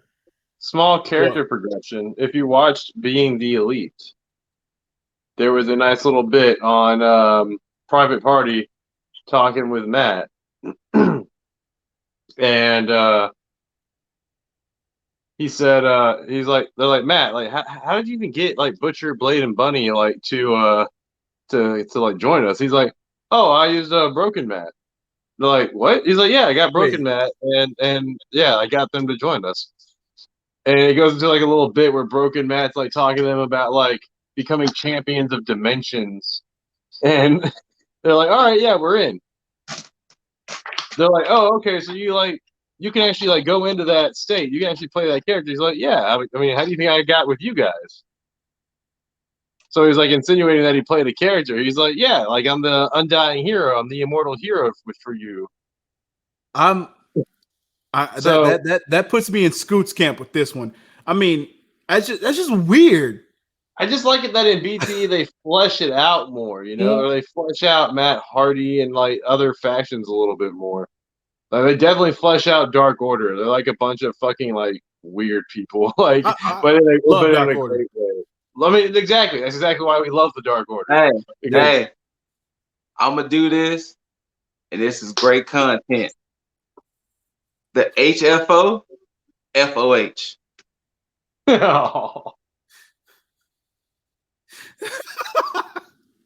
He said y'all can have that one for free. The HFO, FOH. That's mean. I gotta say, everybody but Bunny can FOH. Actually, no. Butcher and Blade are a pretty damn good tag team, man. I think they need to like just leave those three. They could have separated. Yeah, I would have. Yeah, but anyway, we're not going to waste too much time on that because, like I said, it was more fed to go ahead and just be a catalyst to further the feud between Hardy's stable and the Dark Order, which I wish they would have done a different way, or I wish they would have laid off for this week. And the reason I say that is because of the next match, which is the match, the Arcade Anarchy match, which I didn't care. You have to go first on this one. I will. That's fine. Whoa. For starters, I didn't care too much about this going into it.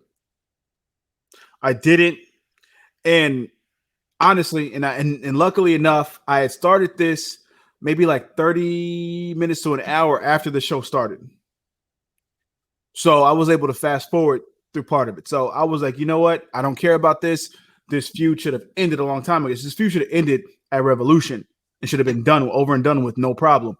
So I started fast forwarding, and then as I'm going through, I saw this teddy bear, and then I saw these Legos, and I said, hold up.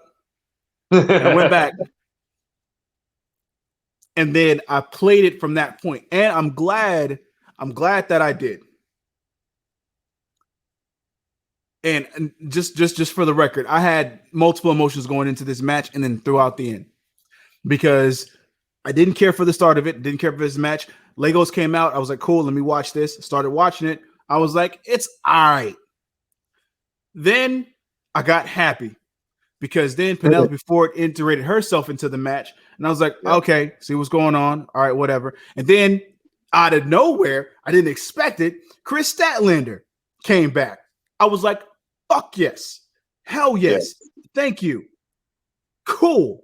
And then the match went back to what it was, and I was like, all right, cool, still cool match. And then it started dragging on, and then I seen this van pull up, I was like, oh shit, that's Sue's van. And I was like, ain't no way Trent's back. Couldn't be. No way. He's still out. Who comes out of that van? Trent Beretta. And then I got pissed. I should be happy, but I got pissed. The reason I got pissed was because this shit, if you were going to have this shit happen right now, then there's no way. There is no fucking way that you should have had all this shit happen. When we talked about this shit before, when Chuck became Miro's young boy, this shit should have went forward, and he should have continued to be his young boy. He should have had matches with Cassidy that he was forced to have by Miro to have matches with Cassidy and have him do all this bullshit to feed into this. So that way, when Trent came back this fucking soon, it would have meant more. All you did was take the fucking wedding ceremony and then had this fucking supposedly ending match that's supposed to be the finality of all this bullshit, just to come back and then have this, to have Trent come back so that we continue to further this stupid ass feud, to have them continue to go on for no fucking reason. This should have been the crescendo of everything. Why? What? Why? I don't want to jump to that conclusion. I'm Fair leaving it open. Like, yeah, I'm like, all right, hopefully this capped it off with Trent coming back, with Statlander coming back. Like, hopefully this capped their feud, and then Miro can now go off and do his single shit. Hopefully that's what they do. And if they don't, then yes, I'm in that same boat as you. Like, why the fuck because are they still dragging? Go ahead. My only saving grace for this match is because I thought that when this match ended, this was going to be the match that broke Miro away from Sabian, because I thought that he was going to take the pin, Miro was going to get mad, jump on Sabian, and then leave. And that was good. And that, to me, I was like, okay, cool. This match had a purpose at the end of it, but now it doesn't. And that's the problem I have, because now you don't have Miro away from Sabian, and now you still have this feud going on because now Trent's come back. You're not going to have him come back from being injured only to kind of let it die out. They're going to continue this feud to where he goes against Sabian or Miro, or they have a tag match. It's going to be more weeks to months going on, and it's nonsensical when this could have been done way better. And that's what I hate about it. They could have had the match they had at Revolution. Wait, didn't they have a match at Revolution? Yeah. The tag match that was done perfectly in the beginning, and then went longer than expected. And then when it took longer than 5 minutes, we were all pissed at it. Yeah, I remember. They could have done. You know what? I'll take it back. They just should have just paced this out longer, where Charles was still Charles up until this fucking point. Like, if it was only going to cost another couple of weeks, then Charles could still be the Butler Charles. And then Orange Cassidy can come out here. You could have had like a final fight, like say, call it Orange Cassidy wants to take on Miro and Kip, and then he brings out his secret help or something. Like, it could have easily been done in a better way. This was exactly okay. The timeline is all over the place on this. Anyway. You kind of fantasy booked it, Jaeger, by saying it. But what should have happened, and to go back to his point, Mr. Lip's point, the only people I'm happy for this match was Statlander coming back and Trent coming back. Yeah. All of this was stupid as shit. Now, what should have happened, Miro should have kept Charles as his butler. Yep. Up until this point. Yep. And Trent and Orange could have fought for Charles's freedom. Oh, that would have been good too. Yeah. But no, they did all this bullshit. Then you bring Trent in, which technically made it a 3-on-2 match, because it wasn't like Kip and Miro had somebody else. You made it outside a of 3-on-2 Penelope, match. but yeah, that wasn't nothing. And to be honest with you, the only person I truly feel bad for out this whole thing is Miro. Yeah. Yes. Miro should have savagely been beating the shit out of Orange and Charles the whole time. Hold on. I will say this though. The way he threw Orange Oh my outside God. the ring. Yeah. But go ahead, Scoot. But this was if this would have been at Revolution, I would have been okay. But the fact that after this, I'm over it. I was over it. I hope, and the thing is, I don't think this is it.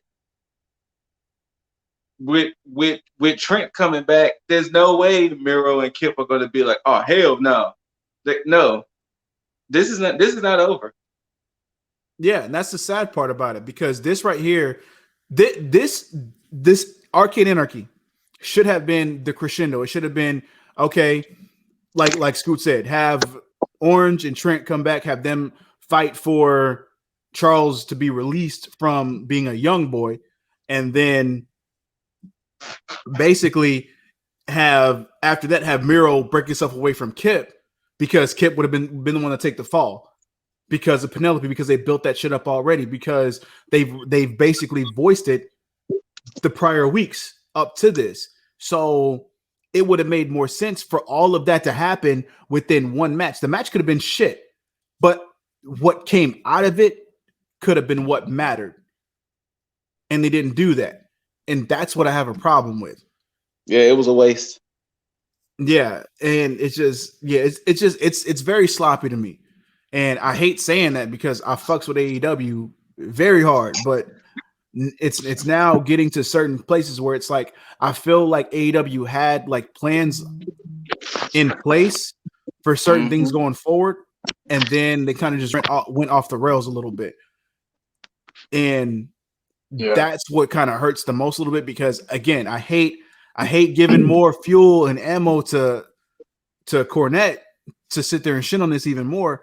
And that's mainly why, because I don't want to have anybody else have fuel to be like, you know what? Hey, I'm going to shit on all of this right now. But it is what it is. So hopefully they figure out a way to make this work. But I really don't see it. Like I'm in the percentage of being like, it's cool for certain things that happen. But at the end of the day, this is going to lead into something that I really don't care about. But that was AEW in a nutshell with the best friends and Statlander finishing off.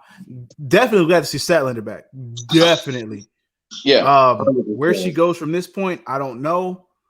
Because it's kind of hard to tell, especially with Britt Baker kind of pushing herself up the being in the upper echelon, and now with Thunder Rosa being also up there as well. Statlander is now just kind of there, but I'm hoping this is maybe what they've been waiting on, like to get the ball rolling for a championship. I legitimately think like that. Yeah, we're eventually going to see Baker and Rosa as champs, but I mean, Statlander had a whole bunch of momentum prior to her injury. True. I saw it happening as her taking the championship, but things happen. So maybe that's what they're going for. Maybe that's what they were waiting on. Who knows? I'd be fine with that. It would make more sense for Statlander to take the belt off of Sheeta and then kind of transition into Britt and then Thunder Rosa, because that would allow them to breathe and not have Britt and Thunder Rosa pull the trigger on that so soon. Right. Give Chris Statlander, even if it's just a few months of a run, I'm still like cool with that, just to kind of get back into the swing of things. But yeah, right. I'm fine with that, because when she left, that was the piece that was missing when the women's division kind of stayed in like that low point that it was in. So yeah, hopefully we're good. But yeah, like I said, that's the way AEW went off TV. Hopefully next week is what's up, and we see something transition into some more positive aspects. The show was still good. I'm not gonna take away from that. The show was good in its own right. There's just some low points that I didn't care for. The same thing happened kind of with NXT, but in the reverse. NXT kind of started off in a low point for me and then picked up. But before we get into NXT, I'm pretty sure Mr. Scoop got some news.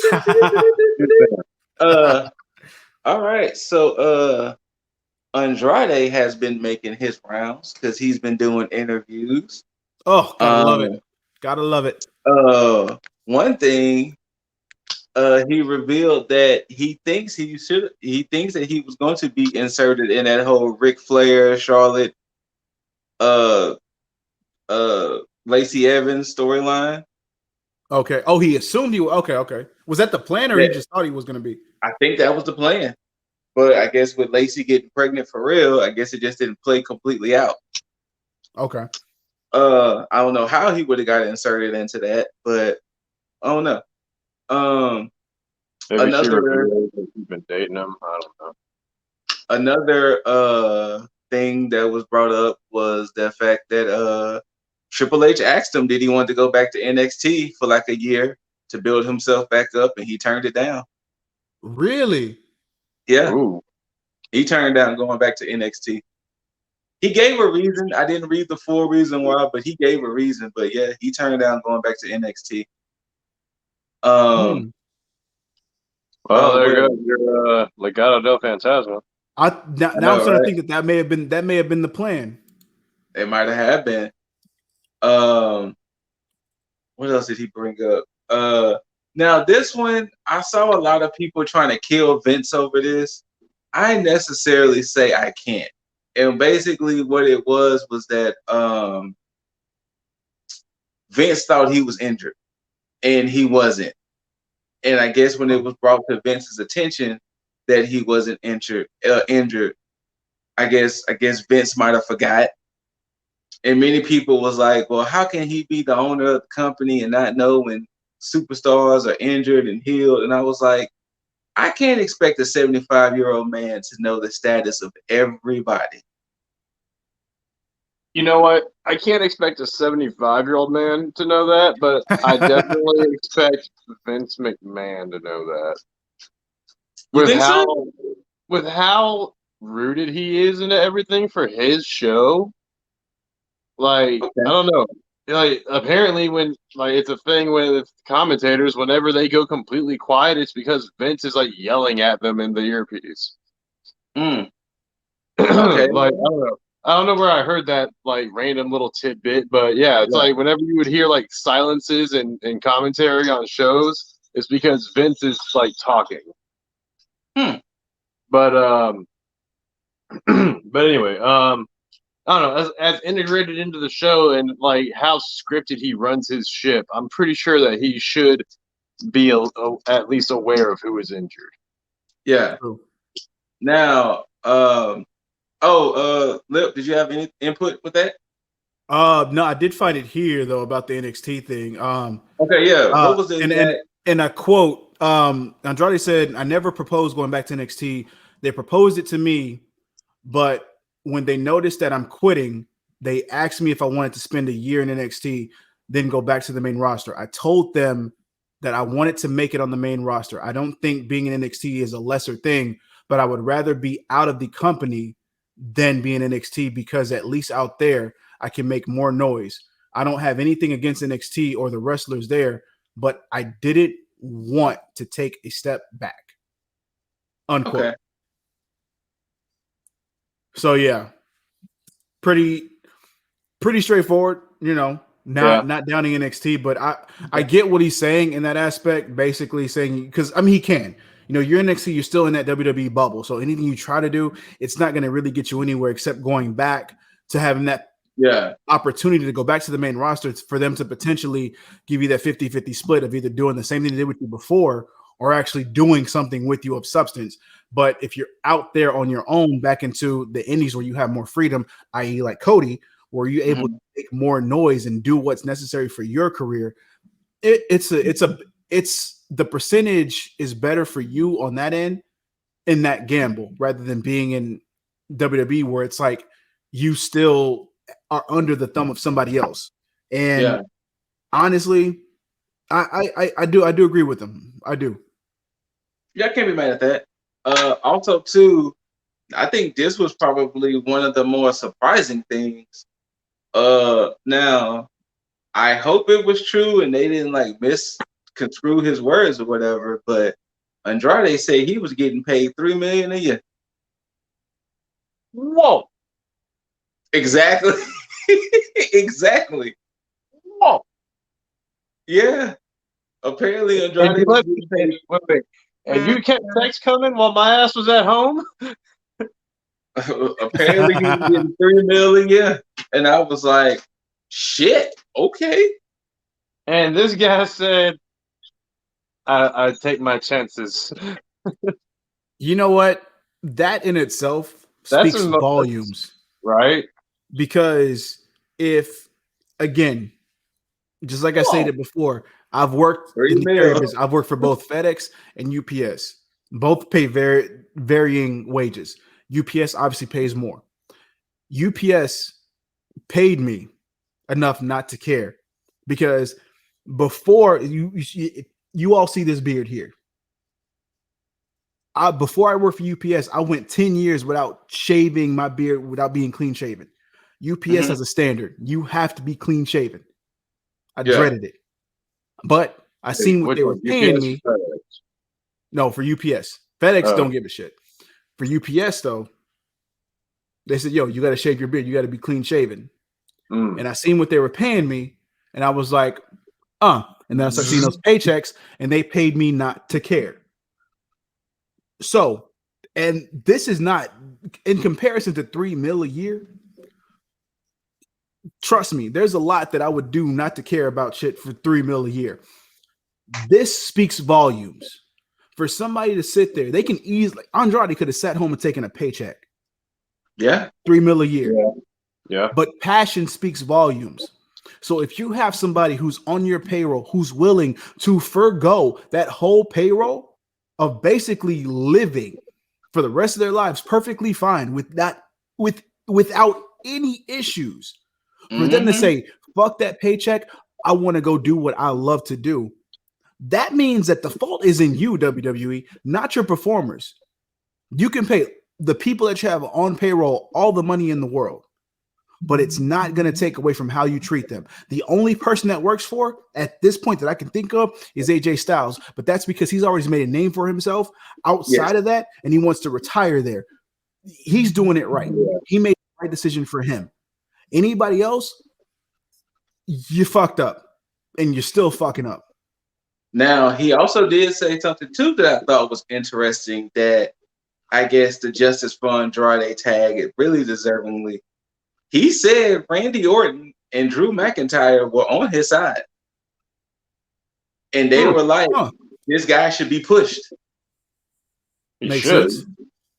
But obviously, it didn't work out. Randy Orton surprises me on that. Drew McIntyre doesn't because of the match they had in NXT. But Randy Orton, that's a surprise. Yeah. He said Randy and Drew were like some of his biggest supporters, but it just didn't work out for Andrade. Yeah. How do you have that? Like I said, he's been doing interviews and he's been saying some interesting stuff. But of course, you know, it's almost like I don't want to say he's falling typically to what everybody else is saying, because obviously there's something wrong if you're willing to turn down $3 million a year. But exactly. You know, it's falling in the same boat that, you know, not saying that the company as a whole is bad. It's just they make bad decisions and do bad things, and that's what makes it frustrating and irritating. I mean, they're not EA, but they're getting there. Yeah. Now, you kind of mentioned, I think it was either you or Jaeger mentioned it earlier about Peacock. Well, it is official, because I think I sent it to y'all, that Peacock is rooting through the network and taking out controversial things. And I say controversial with a quotes because that could be anything. I think one of the best memes I saw was, I feel bad for the Peacock employee who's sitting there trying to root through it and then stumble across Mae Young giving birth to a hand. Oh man. What about, but like, But the good day that the guy has to have who has to go through all the bra and panty matches, you know. Yeah. I mean, silver linings. Anyways, but so wait, so that's my question. Is like, when is this all effective? When is like, how much So, content are they taking out? Like, there's a lot to go through. so from what Peacock announced, WWE should be fully integrated by SummerSlam. Jesus Okay. Christ. And I guess by then, whatever is out, and whatever is probably in is in until somebody bitches and complains about it. I'm about to say you gotta like get rid of King for like every episode of Raw for 10 years or something. You're Right? saying puppies. Like every episode he says puppies. That's a lot. You're gonna miss out the entire Attitude Era. I'm pretty sure. You're gonna gotta take out Vince, making Trish Stratus walk around like a dog and bark and all this other shit. You gotta. Which, don't get me wrong, that can be taken out. That can be removed. It can be. That can be removed. Don't kink shame me now. But anyways, they gotta probably take out the live sex segment between which sucks because of the fact that with Edge and Lita, that's one of the main reasons why Edge is called the rated R superstar. Yeah. That was the start of it. So I don't know. Like I'm biased because the stuff that I grew up with. So like them taking that shit away is like taking away like instances of what made the Attitude Era. I mean, granted, there was some bullshit that was there, obviously, but at the same time, it's like it's hard to like watch an old episode of Raw and be like, wait, I remember this being there, but it's not there no more. You know, it's just I don't know, like, and it's bad enough with the Chris Benoit stuff because, again, for those of you who don't realize, with the beginning of the inception of WWE Network, there was no Chris Benoit stuff on there. They eliminated it completely, and then they put it back. But now, like, if you look at it, well, I mean, you can't look at it now because WWE Network is gone. But when you looked at it, they would still have the matches. They wouldn't have it on the on where you can skip to. They would have like this big ass fucking gap where you would have to fast forward from one match to the next to kind of get to it rather than just skip straight to it. And so I was cool with that. I was like, okay, cool. You don't want to shit there. You don't want to put his name on there. Cool, whatever. But at least you still got the matches on there. So I'm fine. But now might just take it all out completely. Yeah. Yeah. And that's the thing. We might go back to square one if that, which is crazy because how are you able to watch all the WrestleManias without WrestleMania 20 having its main event? Yep. That's fucking crazy. That's fucking crazy. And then to sit there and then to not have other matches with Chris Benoit. Like, what? I think that's what, TLC 3 or 4 that they had on SmackDown with him and Chris Jericho winning the tag titles. Like, or with him and I think it was him and Chris that won the tag titles from Power Trip too. Well, they initially won them. I mean, the Chris Benoit thing is, yes, a great thing in within itself, but I don't like the loose definition of controversial. Correct, exactly. Because it's too subjective. Because yes, they have other TV shows and movies on Peacock if you ever decide to want to explore those things. The problem is controversial in WWE might be differently than what they might think in a movie or in a scripted TV show. Because hell, they could deem Crime Time controversial. They could deem The Godfather, or technically is a pimp, but all of that, hell, they could deem Blood controversial. Eventually, they probably will. And and this is the problem that I have, and I know I'm about to go off on a little bit of a tangent on this side, but this is why I hate, just like Scoot said, that term of controversial being super subjective. And that's the fact that if we just take into account the Pepe Le Pew stuff, he's being canceled for what he did, which really isn't that bad, just to be perfectly honest, for any of you who actually have watched Looney Tunes and watched segments with Pepe Le Pew. This is where I'm going with this for cancel culture, because this is the problem. Because you take somebody like Pepe Le Pew and you say, okay, that needs to be canceled. Let's take a comparison. Let's say Looney Tunes. Cool. Let's go ahead and say Family Guy. Let's say Quagmire. Somebody who's drugged people. Somebody who's dragged an unconscious woman into a hotel room. Somebody who's had X, Y, Z. See, Scoot had disappear on that one. But you're 100% correct. And of course, that's not to cancel Quagmire, because I fucks with Quagmire hard. No pun intended, giggity. But let's say, is that before or after the drugs? Right. But that's the thing. It's like now, but that alone lets me know that all this stuff is like, it's targeted. You're picking and choosing what you want to eliminate or to cancel. Otherwise, you would just blanket term it. Yeah. Exactly. And this is why when you sit there and say controversial, you have one person going through it, that's super duper subjective. And 9 times out of 10, it's somebody who did not grow up in that era, who has sat there and watched and understood the context and everything. So that way they can't sit there and go and say, you know what? Yeah, this may seem bad, but it's not as bad because I grew up with this, and the context within it, you know, it's way too subjective. Let's go like a little more recent. Let's get to the people that are getting mad at that Lil Nas X stuff. Okay.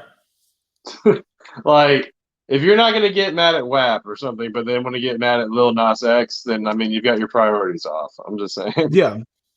And you know what? And you're right. And I know we're going off the beaten path, people, but just stay with us because it stays in the same vein.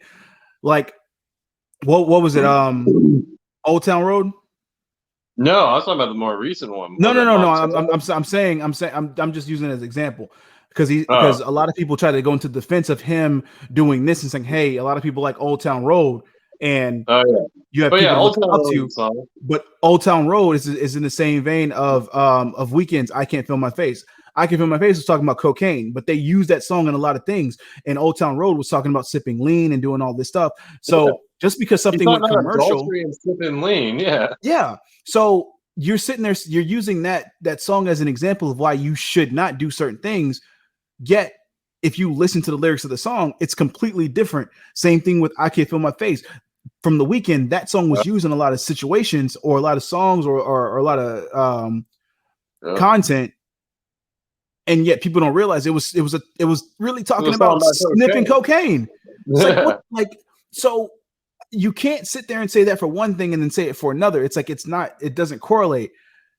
So that's why a lot of examples are flawed. And that's why being super subjective in certain situations like this is completely flawed, because when people were paying for the WWE network, they were paying for what WWE had been through. Like this, like if I'm paying for something, at that point, you shouldn't be able to tell me, okay, I can't look at this.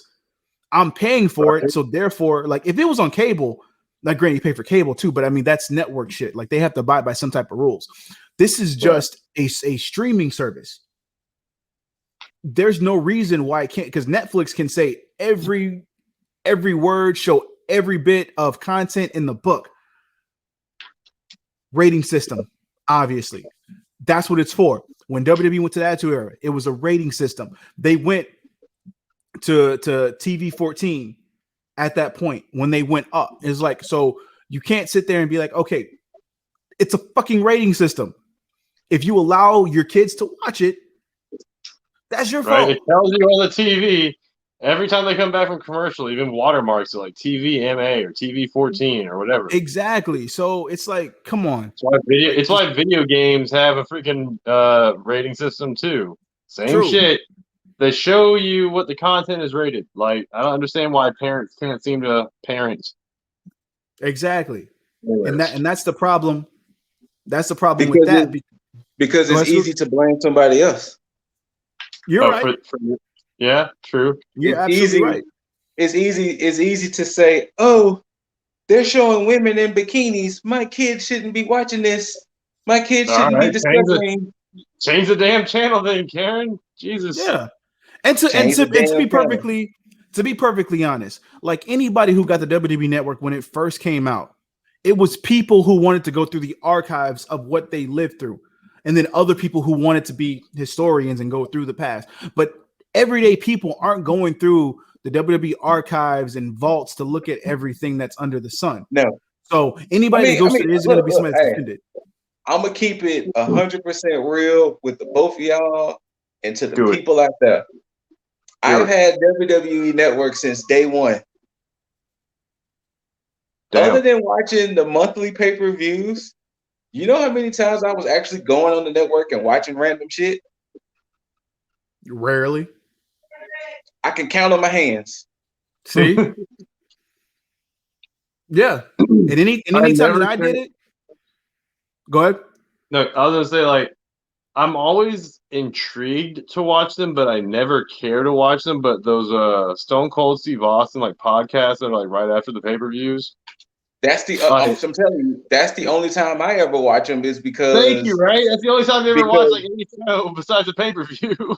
that's the only time. Put this way, the only thing I went out my way to watch recently on the network, I watched Big E's documentary. Okay. And that's what I do I too. watched Is Big I'll go E's through watch. documentary. I'll watch new Um, documentaries. I'll watch the old documentaries. I used to buy the documentaries on DVD when they used to come out. Chris Benoit, Same. Triple H, Batista's, Rey Mysterio, Randy Orton, John Cena. I used to buy Nice. those whole like 3 disc Yeah. sets and watch the shit religiously. And I go back on WWE Network because they have all those on there. And then as far as like the old shit, Attitude Era, Nitro, whatever, I would just go back and watch certain segments that I used to remember. Like I would never go through and just binge watch Monday Night Nitro and then go through from like 1 week to the next week. Like that's stupid to me. It's like I'm gonna go back and try to watch the shit that I remember that, like come on. Because if you follow WWE Network on Instagram, they try to do moments like that. Well, hey, remember this moment when Shelton Benjamin when Shawn Michaels super kicked Shelton Benjamin? Well, you can go on the network and watch the November the November blank episode of Raw. They try to give you the dates so you can go back and watch it. And it's like, fam, I'm not doing that. So man, fuck all that. like you showing me the highlight of Shawn Michaels super kicking Benjamin off the rope. Like exactly. You're telling me exactly what to look up and then showing it to me. Okay. Exactly. But yeah, so I guess the true network historians will probably be calling it out in the future because I can't see WWE making an official statement, nor I can't truly see Peacock making an official statement of what exactly is being removed and what is staying. But I guess true historians will probably see, hey, they removed this segment, or hey, they just removed the whole 3 years of Raw from Peacock. So we'll just see. Ridiculous. If it's even just 3 years. Right? Yeah, right. You got anything else outside of that, Scoop? I find this a little interesting stat. What's that? They was talking about Asuka and Sasha. Okay. And they was talking about Asuka and Sasha at WrestleMania. Asuka is 0-3 at WrestleMania. Sasha is 0-5. Huh. Really? Exactly, Mr. Deasley. Asuka is 0-3. Sasha is 0-5. And they were saying, are they going to risk giving them other L's to crown new champions to usher in a new era? Or is Sasha or Asuka going to win so they can finally get a WrestleMania victory? Huh. Wow. Because neither one of them should win based on the people that they're going against. Exactly. But that sucks, though. Yeah, I did not realize Sasha was 0-5. Oh my gosh. That does put it in quite a predicament. That It does. does. Uh, Because technically it should be what was it WrestleMania 20 or 21 with Benoit and Guerrero closing out the show together. that was 20.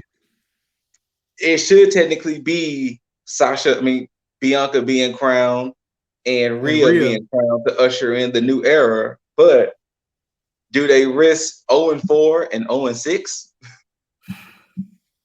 If they, I mean, okay, let's just say if one of them do go over, because it's not going to be both of them that go over. If one of them do go over, it's going to be Sasha. Yes. Sasha's going to go over. They're going to have Sasha go over Bianca because they're going to have Rhea win against Asuka because there's no money in having Asuka beat Rhea moving forward, especially after you've done all these vignettes. Especially I think that happened last year. And so with Bianca, Rhea losing to Charlotte, Bianca will make the most sense to allow her to lose. You know, it'd be the same thing with Booker T and Triple H. With Booker T getting that match and then going over against Triple H and then like losing in a horrible fashion, mind you, but either way, still losing.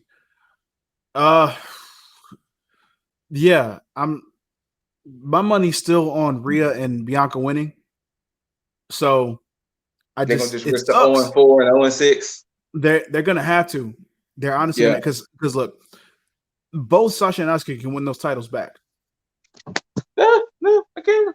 Yes, like because even with Sasha, like because they can easily make a quick storyline with Bianca being champion because Bianca never won a championship in NXT. She can win this championship, have it kind of go to her head or whatever, and then end up losing it foolishly back to Sasha.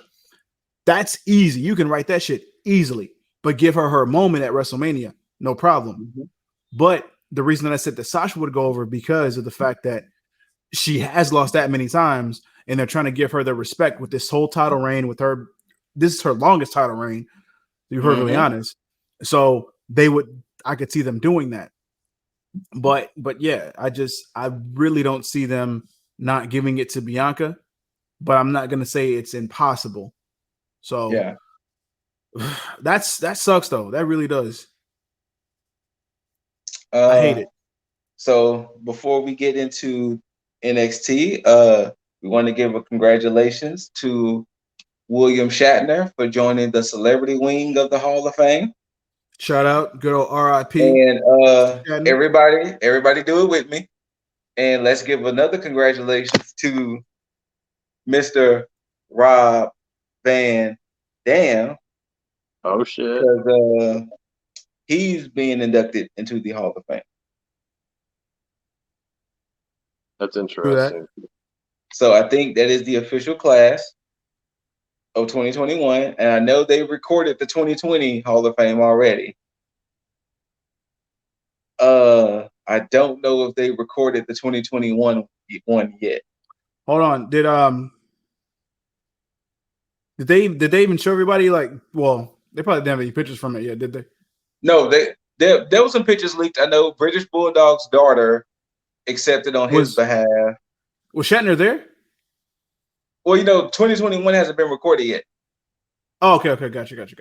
They recorded 2020, but not 2021. Oh, okay, gotcha. And unfortunately, Jushin Thunder Liger was not at the Hall of Fame ceremony, so that sucks for him. Unfortunately, that sucks. Oh, still with the travel restrictions? I don't know. Maybe he probably just didn't want to come for like a day or two and then fly back. So that's true. But yeah, so now we can get into NXT.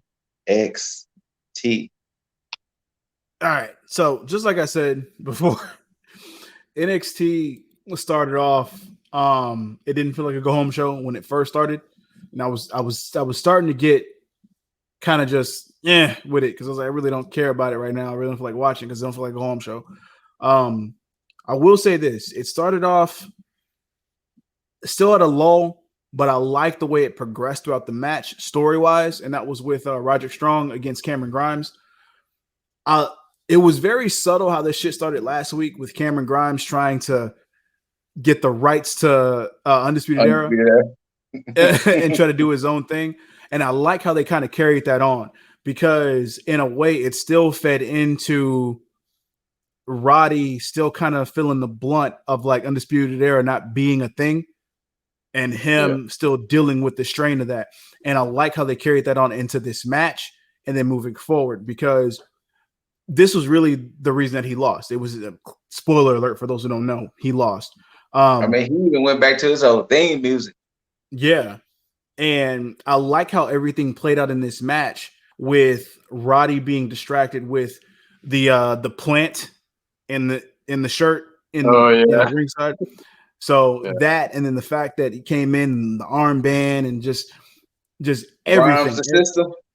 Yeah.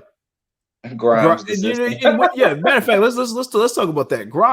Cameron Grimes. Just Cameron Grimes is money, no pun intended. It just like I love it. I fucking love it. And shout out to all the previous Impact / TNA guys in the main event. We'll get to that later.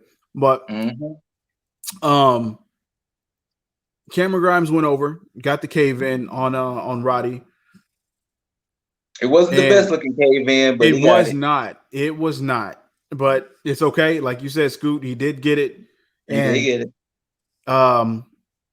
Roddy looked distraught as he should have. And well, don't forget, remember Grimes when he thought he was going to hit Roddy with a foreign object, but it ended up being the UE armband. Yeah. And that's what distracted him to get hit with the cave in. True. And, Grimes taking that loss, and Grimes say he going to the moon. As he should. And Roddy, and obviously I'm gonna skip ahead just on this part just because it ties in. Roddy being distraught. Later on throughout the night, there was a backstage segment with Roddy he was going to be interviewed, but he was walking away and he said he was done. He said, "I'm just done. That's it." So this writes him off TV. I'm hoping just for a little bit. I don't need him being back. I don't want him to interfere in that match between Cole and O'Reilly. That too. Because I definitely don't want that because it's not necessary. It's definitely not needed. Like, granted, you're part of UE, but do you see Bobby Fish around? No. So let this be with Cole and O'Reilly. Let them do their thing and let this write strong off of TV for a little bit to come back fresh with not having to worry about Undisputed Era at all or him to be attached to it. Because in all honesty, which is crazy enough, he was the very last member to be inducted into Undisputed Era, which is crazy how this hits him just hard. He became part of UE because Fish got hurt initially. Yeah. And they needed that third member again, and that's when he betrayed Dunn to join UE. So yeah, but Grimes goes over, still looking strong, and after that they had a vignette with Karrion Kross, which is, and of course I should have been excited about this, but I was not. The only thing that stood out with this vignette was that one thing Kross said was that I'm not going to focus on getting my mental in order. I'm just going to focus on the basics. I'm going to focus on going back to what I used to do, which when it pointed out, I was like, oh, he might actually lose this match. He possibly could. Because just that little tidbit, because like we talked about last week where I said, Scoot, I'm agreeing with you on this one because the way that Finn changed my perception on this with his promo and the fact that they entered that tidbit, it's like, I'm not going to focus on the mental. I'm like, you're going to allow that to be your downfall in this match to lose. Yeah. Which is crazy, which I'm like, if they pull, I'm still like, it's predictable, but it's super duper surprising if they allow Finn to go over Kross. Oh, but then Kross goes to main roster. Yes, then Kross must go to main roster. I mean, we'll get into it in the predictions because Kross goes to main roster. Spoiler alert. Calling it now. Not even gonna give him like a pay-per-view like entrance. It's gonna be like Monday after WrestleMania. Just shows up. Yep. Looks like Drew McIntyre, TikTok. I mean, if Ooh. huh? Ooh. No. I'm not gonna allow myself to get into that. No. Okay. but yeah, after that, we had and this is what I was talking about when I was talking about AEW, kind of just doing like the predictable shit. Santos and Legado del Fantasma came out for their promo, and Santos Escobar kind of sort of delivered an open challenge, which was answered by Tyler Breeze. I hate this shit. I hate when they do this because especially Breeze wasn't gonna win. Exactly. Especially when you do it for like a title. And even if it was for a title, it's still the go home show. You're not going to have the champion going into a match and then lose. It happens. I'm not saying that doesn't happen, but it happens very rarely.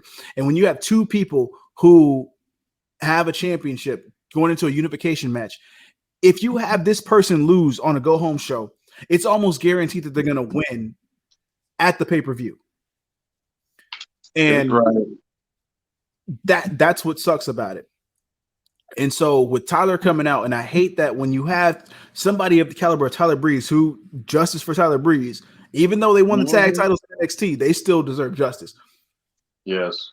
This is one of the situations where I would have rather you have waited to pull the trigger on this to have the unpredictability of that match. Because when Tyler Breeze came out, I immediately was like, I don't care right now. If this match happens, I'm not gonna lie, I was zoned out. Like I was doing stuff around the house and shit. Like I was, And this is another one of the reasons why I was just like, I just don't care about this episode of NXT. Like I literally had said, all right, when we do Tag Me In, I know this is going to be a breeze, no pun intended, to kind of go through when we talk about NXT. And this match went, and it went the same way that I thought. It went longer than expected, but sure enough, Tyler Breeze lost. Santos won. You had MSK come out to help out Breeze, and then of course I missed all of that. Yeah, MSK came out, and this was where the first bit of intrigue hit as a go home show, because once MSK came out and they ran Legado del Fantasma off, GYV came onto the screen, and they basically voiced their opinion on both the competitors, on the other two competitors within this match. Wait, what the fuck was I doing? Oh, you were doing stuff around the house. Oh my god!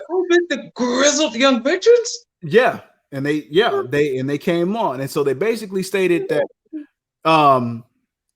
MSK is they're too worried about like the glitz and the glam and like everything, being distracted by everything other than what they need to be worried about, and that's going to cost them the loss. Legado del Fantasma, they're just not pretty much in their league, and they're going to be the ones that come out as the new NXT champions, tag team champions, and that's that. And so you basically went off screen with that being in your mind. I was like, okay, so now we're starting to build towards Stand and Deliver. So from that point, I was slightly intrigued because I was still in my lull point. Okay. But then you start a little bit more. Still not too much, but just a little bit more. Because then you had a backstage segment with The Way. And they first started the interview with Johnny Gargano. Now, I caught the end part of this interview. Yeah, which was weird. Then the end of this interview was very weird. I don't know what was happening, but the beginning of it, Johnny was talking about how it was still unfair and he still thought it was just a crock to have him go into this match without knowing who was going to go against. Mm-hmm. And then you had Austin Theory interject and was like, well, you remember the finger poke of doom, which I like that they alluded to that, and stating that, hey, that killed the business. And then Austin Theory was like, hey, we're still here. So, and then Johnny was like, hey, that might work. It's like, cool. All right. So that's what they were going for, which just like last week, I think I talked about. I said Austin Theory was still going to go on. I was wrong. Spoiler alert. But they went from that to interviewing the rest of the way, being Candice LeRae and Indy Hartwell. And Candice was talking, and then she started her promo, but it just kind of just went off on this weird, just like, and then whatever. And then they carried on from that to their tag match, which was the way LeRae and Hartwell versus Gigi Dolan and Zeta Ramir, which was a squash match. Zeta Ramir is another graduate of Booker T's Royal Academy. She was AQA there at Row. And we all know Gigi is Priscilla Kelly. Yes. Yes. Gigi was Priscilla Kelly? Wait, say again? Gigi is Priscilla Kelly. Okay. No, I was like, that definitely looks like her, but yeah, that's her. I was like, if I didn't know a squash match when I seen one though, because I had to look up and say who, and then I was like, wait a minute, that's not Gigi. I was like, Gigi's name is Gigi, but that's not how I know Gigi. Like, but okay. Well, many people thinks with these new crop of women, many people thinks that she might be one of the breakout stars of the new wave of NXT standouts. Priscilla Kelly, she absolutely should. Yeah. So I guess we'll see how it plays out. I think she's Darby Allin's ex-girlfriend or ex-wife. Ex-wife. Ex-wife. There we go. Yeah. Really, I didn't know her and Darby were married. I think they just got divorced. I think it was like sometime last year. Yeah, 2020. You're right. You're absolutely right. Huh? What do you know? The more you know. But yeah, this match was merely, again, just another build. But I'm not mad at it. We kind of predicted this the way against Ember Moon and Shotzi Blackheart, obviously. So Candice went on the mic and started to cut another promo that was, again, very weird. It just seemed off. It seemed very off. But, of course, she challenged Ember and Shotzi. They came out on the tank, cut their promo, and proceeded to shoot Indy Hartwell with the projectile that she did not sell. I was just like, you how dare you not sell that tank, Indy? It's just no. But like, at least like, you know, be like, the fuck, like, yeah, like, I don't know, something. Like, or at least like if you're gonna stand there and absolutely no sell it, at least turn around and be like, oh my god, that hurt, or something. Like, I don't know, give it something, some little pop, like something. I don't know. That just made it more awkward for me, especially judging from how Austin Theory sold it when he got hit with it. I was like, where's that? But same time though. Well, I mean, Austin did get hit in the Theories though. Also, Theory does a lot of things extravagantly. Yeah, as we will also talk about later. Yeah. But yeah, so now this is another match that was set up that we did talk about earlier. That with this build for Stand and Deliver is just one top. Quick second, guys. Might have to be going soon. But I'll let you know. I'll give you like a hand wave or some shit. That's all good. All right, cool. But with that heads up given, I'll let you know. But yeah. For sure. I mean, we'll more than likely be flying through this anyway because NXT in itself, it was pretty fast paced. It was fast, but it had a lot of substance. And with that same substance, we're going into the next match, which happened to be a two-pronged thing, which was Zoe Stark versus Raquel Gonzalez. First off, let me get this. Zoe Stark, thank you. You're putting some patterns into your gear. So it's coming together. It's coming together. You don't look like a jobber anymore, but still needs more work. But I'm glad at the progression. I'm happy.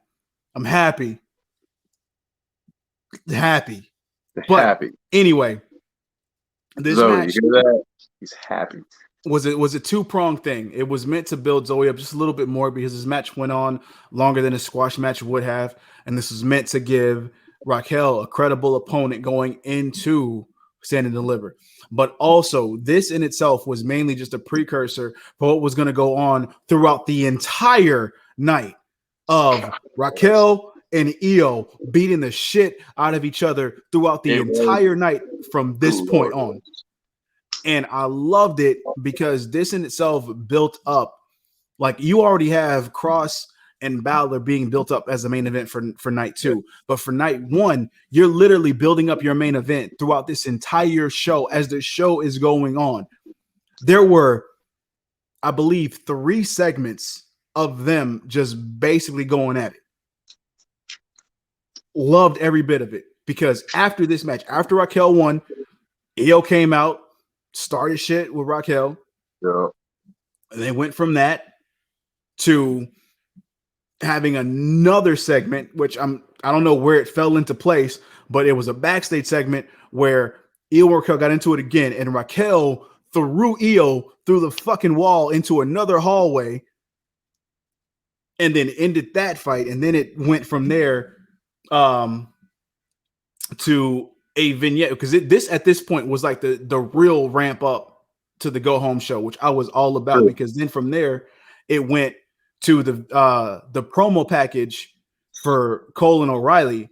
Oh, that was nice. Which was built very beautifully for a grudge match in itself. It's like you're gonna build up the history between them, going from the very past in the Indies to New Japan, up until Undisputed Era, NXT, all this other shit, and then going from there. It felt like a UFC match type of, like the way they do it, the way they presented it. True. It felt like that, and it also felt like old school promos that would happen in WWE, like for WrestleMania, when they would have this long drawn out promos where it's like, yo, I'm all for this. Like, let me, because at first, like last week, I was cool with their promo and their face to face, but I was like, okay, I'm cool with the match, but hey, whatever. But now I'm invested on another level because I want to see this and I want to see what they're gonna do. So Cole, first, another thing, just before I even move on to the next thing, but Cole in a suit looks legit. Yeah. And when I seen him in that suit, I was like, yo, if he's main roster bound, he needs to carry that part onto main roster. Just him in a suit. I'm down with that. From going from from upper mid card to main event status. I'm all for it. Yeah. Something I didn't care about. Well, actually, Balor actually had a promo. Well, no, he had a promo after this next match, which was the Case Catanzaro and Caden Carter versus T and Sean and Xia Li. Yeah. Xia Li and Mei Ying. Yeah, I honestly didn't care. I think T and Xia, I think is the name of the name of the stable. Yeah. I didn't care for this match. I really didn't. Well, I wanted to see if Mei Ying was in a fight, but guess not. Yeah, and I'm just like, yeah. I mean, granted, it's cool. I like how everything was portrayed, as far as with the aesthetics of like T and Sean, how you only had Xia Li in the ring by herself doing all like the work and shit, and then Caden Carter kind of gets out and then gets taken out completely. Yeah. And here's the problem with that. Wait, what's her name? What's the main chick's name? Xia Li? No, not Xia Li. Mei Ying. The problem I have with this is that you have her just take out Caden Carter just like that, with like a grip of the throat and then like some smoke and shit. She breathed on her. So it's like, okay, again with the supernatural stuff in a way. I'm not gonna say completely supernatural because it could, whatever. But if you build her up to be this strong, how are you gonna portray her in a match setting when this happens? She's gonna be formidable. like super formidable, like where she can just take on anybody like that? Or is it going to be a situation where you kind of just completely dilute her moving forward? That's the problem where I had. Like that was like a special move, like a Tajiri missed or some shit. Yeah.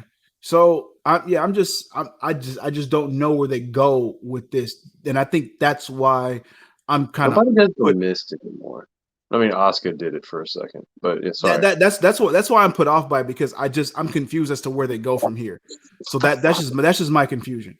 But either way, T and Shaw wins this match. They move on to do whatever, I guess.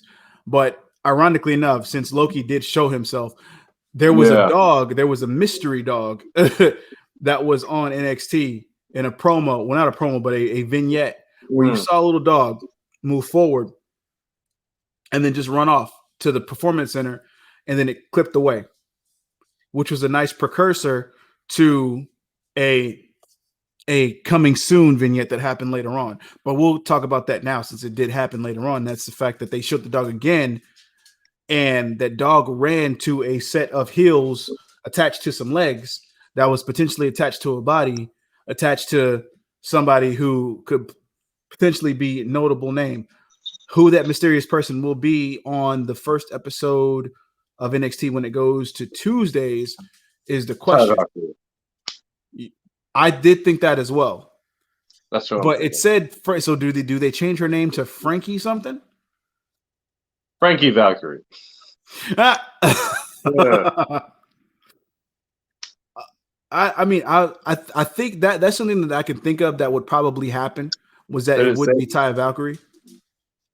Wait, did they say her name was Frankie? Well, because it had a see you soon on April 13th, or I'm paraphrasing because it said something else, but yeah, it said, I think, see you soon, April 13th, and then it was signed Frankie. Okay.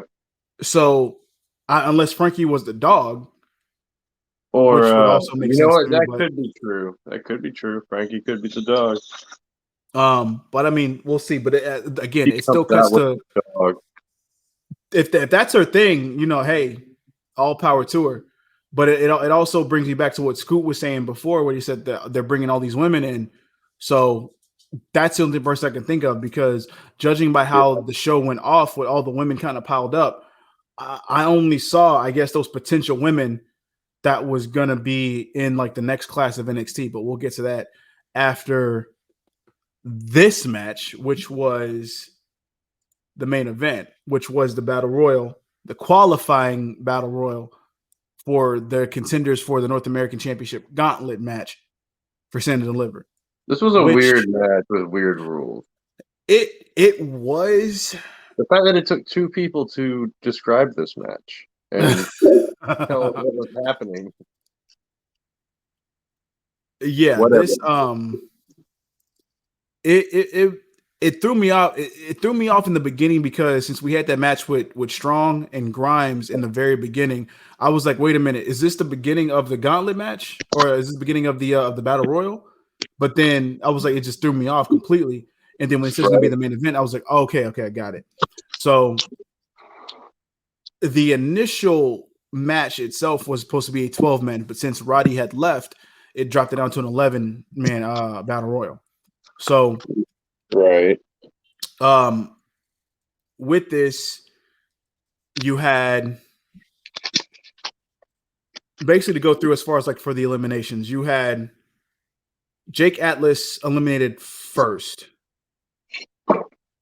And then from that, I think you had Austin Theory, who got eliminated, but he fell on his back with his feet up.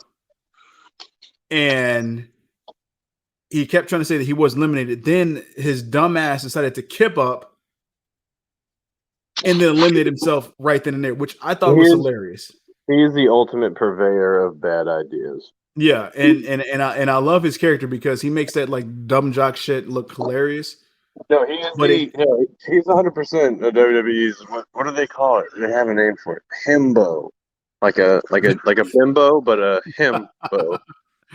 I love it, and I'm glad he's there. Which he's going to win.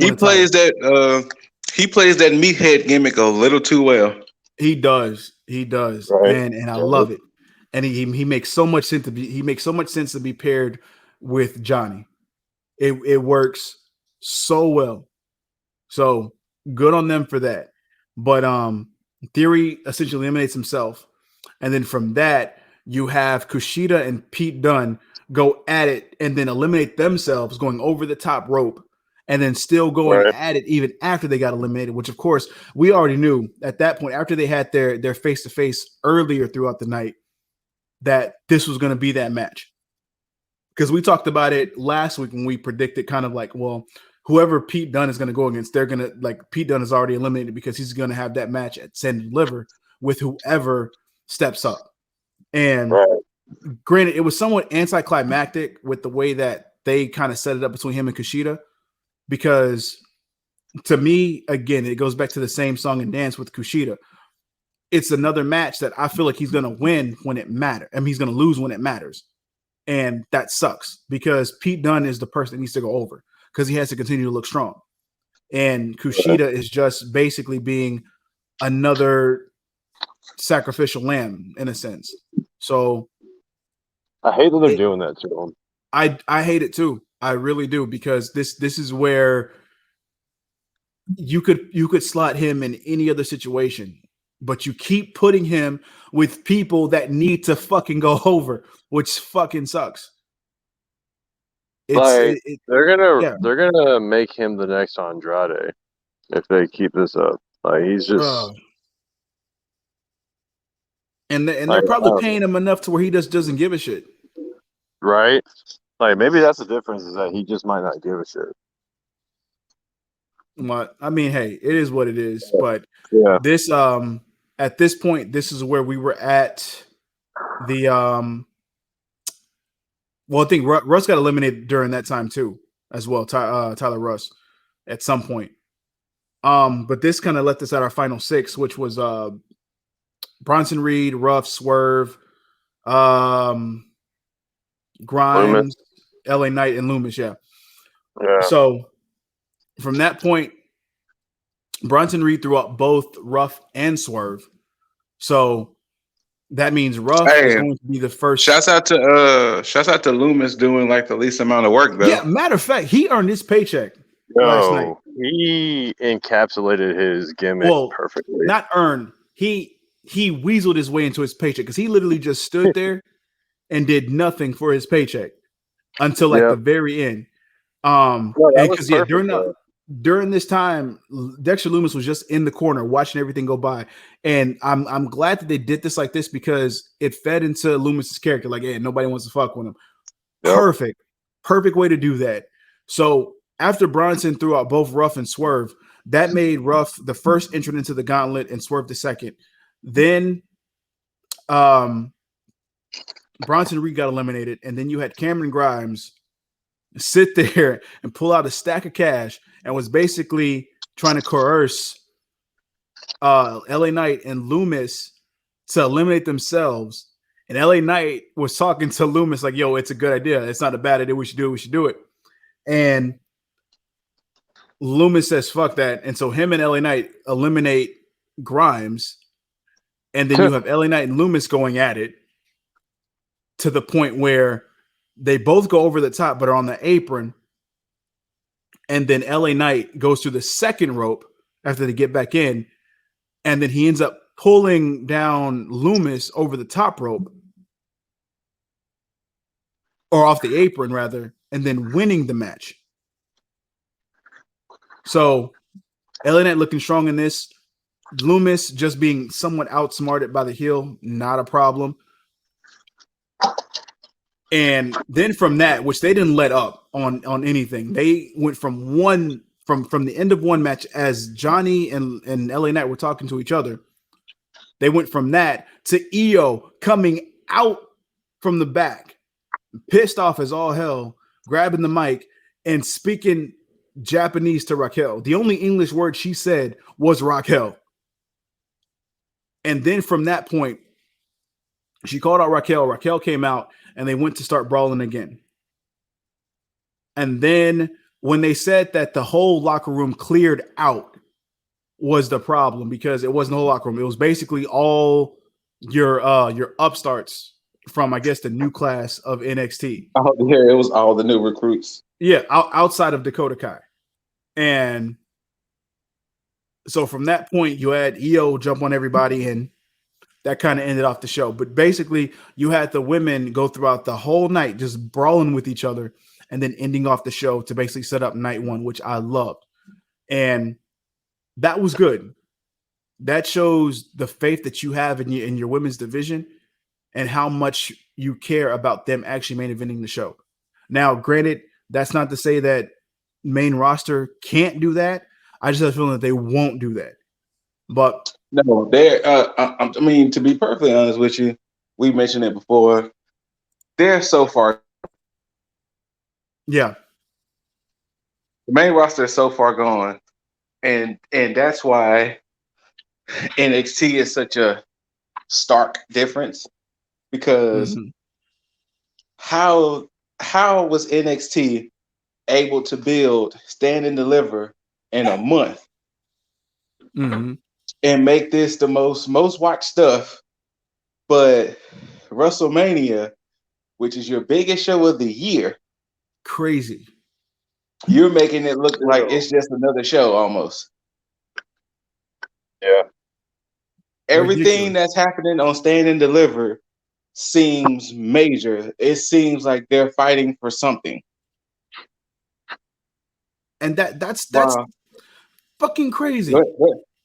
Yeah, it's lunacy to think that the quote unquote developmental is doing a go home show and a build better than the main roster. True. But with that beautiful show that they're building, let's go through and give our predictions on both night 1 and night 2 of Stand and Deliver, since it is next week and this is the go home show. Before I forget, Raquel. I saw you, girl, exerting all that dominance. I see you, girl.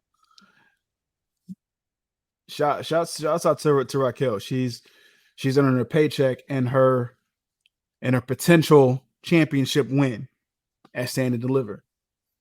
So with night 1, we have Pete Dunne versus Kushida. Who goes over? Kind of like y'all said, I think it's gonna be done. I'll be surprised if Kushida wins. That would probably be the shocker of the night if Kushida wins. So done, unfortunately. I agree. Jaeger? Let's see here. I gotta go with Dunn as well, even though I definitely want Kushida to be the winner. Yep. So all in agreement on that one. Now this one, and we didn't talk about Ciampa's promo that he had during NXT, which fire promo.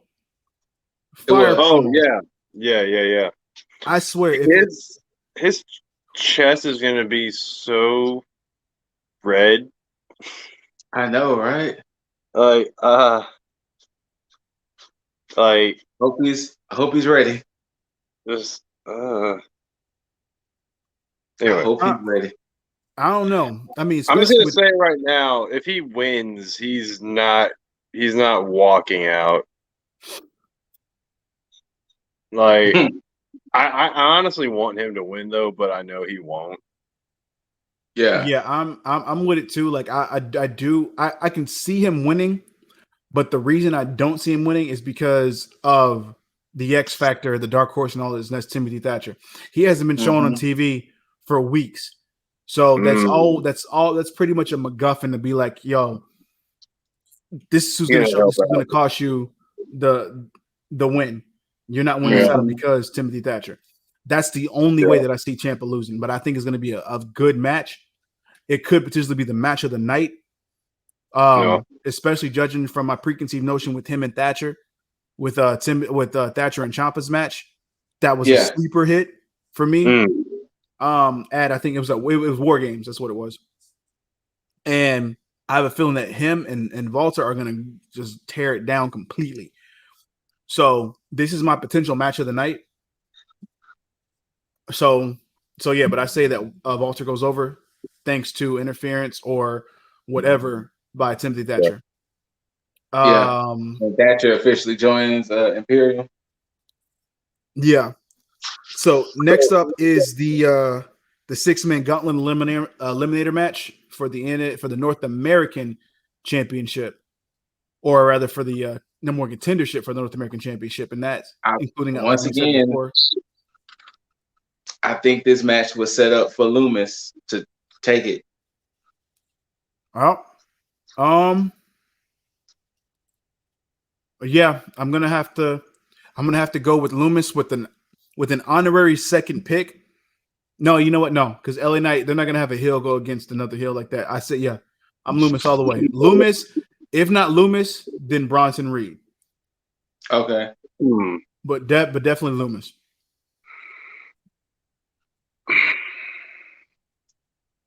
LA Knight. I kind of want it. Yeah, I'm gonna say it. LA Knight. Okay.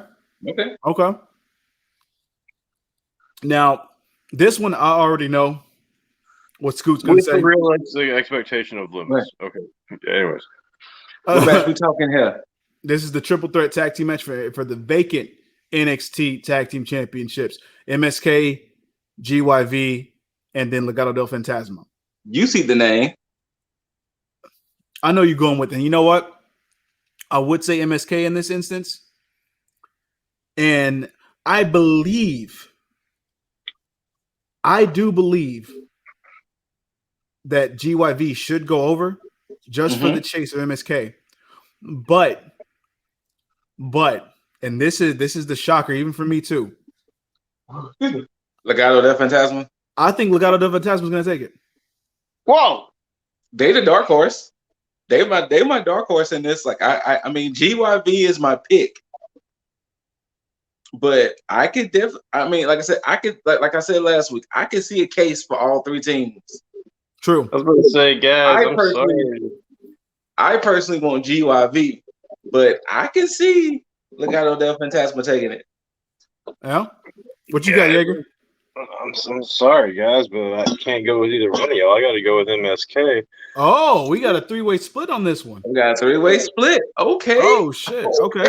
All right. I mean, I can see it going to GYV, but I honestly don't. I'd see Legado del Fantasma as the guys to take the pins. Okay. So I would say this: if MSK would have got their one-on-one with Birch and Lorcan, I would have went MSK all day. But due to the fact that it's triple threat nature, GYV. See, but that's where I'm thinking on is that even if like Birch and Lorcan weren't here, let's see here. I mean, if they were here, we would have had a triple. I'm thinking still triple threat with GYV and MSK. Yeah. I'm still thinking MSK takes that with Birch and Lorcan taking the pin. Okay. But that could just be me, like, still high on the Dusty Classic about it. All right, so hey, we got a 3-way split. Okay. Now for the main event of night one. There's no asking the questions on this one. I know there isn't, because I personally am in the Raquel camp. I think this is Io's last title defense, and she's going to lose this defense against Raquel because it's the only way to go. I don't see any other. I think this is the rollout into the new chapter into NXT with them bringing in another batch of women, and this is going to set off everything. So yeah, I'm Raquel. Dude, no tell. So we're all. So the only split we have. You can like put it on my face. It's Raquel Gonzalez. There Big we go. Cool. So now who? So basically, it all falls in a tag match because we pretty much across the board on who's going to win out of all these for the most part. Oh no, wait. Jaeger did say LA Knight. Yeah, he said LA Knight. Yeah, okay. I did say LA Knight, but I'm expecting Loomis. I mean, I'm gonna call LA Knight, but I mean the real expectations. Yeah. Okay, for night 2, starts off. This isn't a surprise because I already know what Jaeger's going to say.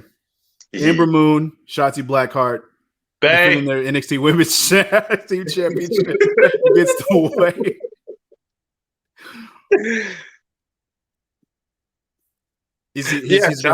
Shotzi and Ember. He's going for Jaeger Shotzi's. Jaeger Shotzi's all night. Groot, who you got? I'm going for the Way. No, I'm going for Indy and Indy. Now I'm going for Ember and Shotzi. I'm gonna go. See, it's predictable for Ember and Shotzi, but I'm gonna say them too because I feel like this isn't the first. This is gonna be the last match they have. I think the next match they do have against the Way that they will lose because that's a team that they're gonna lose against. Is that's gonna be the Way. Okay. So I think, y'all kind of mentioned it earlier, and I couldn't get a chance to chime in, but I think Ember and Shotzi gonna win for the simple fact is Indy didn't sell the tank hit and the missile. she knows so getting hit by a missile. She gonna load that missile with like more oomph to it. So but yeah, I don't see the belt changing hands 3 times in 1 month. Yeah, same. Yeah. Same. Yeah. Well, 2 times. 3 sets of champions in 1 month. Yeah, I don't see that happening. So I think Ember and Shotzi, aka Ember and Jaeger's Bay. Yeah, there you go. Next up, we got Cole and O'Reilly in an unsanctioned match. What are they going to be called? Ember Shots or Shotzi Moon? I don't know. I like Shotzi Moon. Shotzi Moon, right? I think I wouldn't be surprised if they just call themselves TCB. Or that. Mm. Yeah. Now, this match right here, I am torn because if y'all haven't noticed by now, people out there in the world, I am a sucker for a heel. And Adam Cole, baby, is killing his heel work. Because like y'all mentioned earlier, the Prime Target little segment documentary was fucking phenomenal. But I do think they're gonna let O'Reilly exercise his quote unquote demons. So I do think they're gonna give it to O'Reilly. Yeah. I do agree with that because I think this is going to unfortunately send Adam Cole off into the sunset into the main roster territory. Yes. Because I think he's done everything he needed to do in NXT. So he's pretty much done for him to do. So yeah, O'Reilly takes it. Yeah. Now, Johnny versus Loomis or Johnny versus Knight.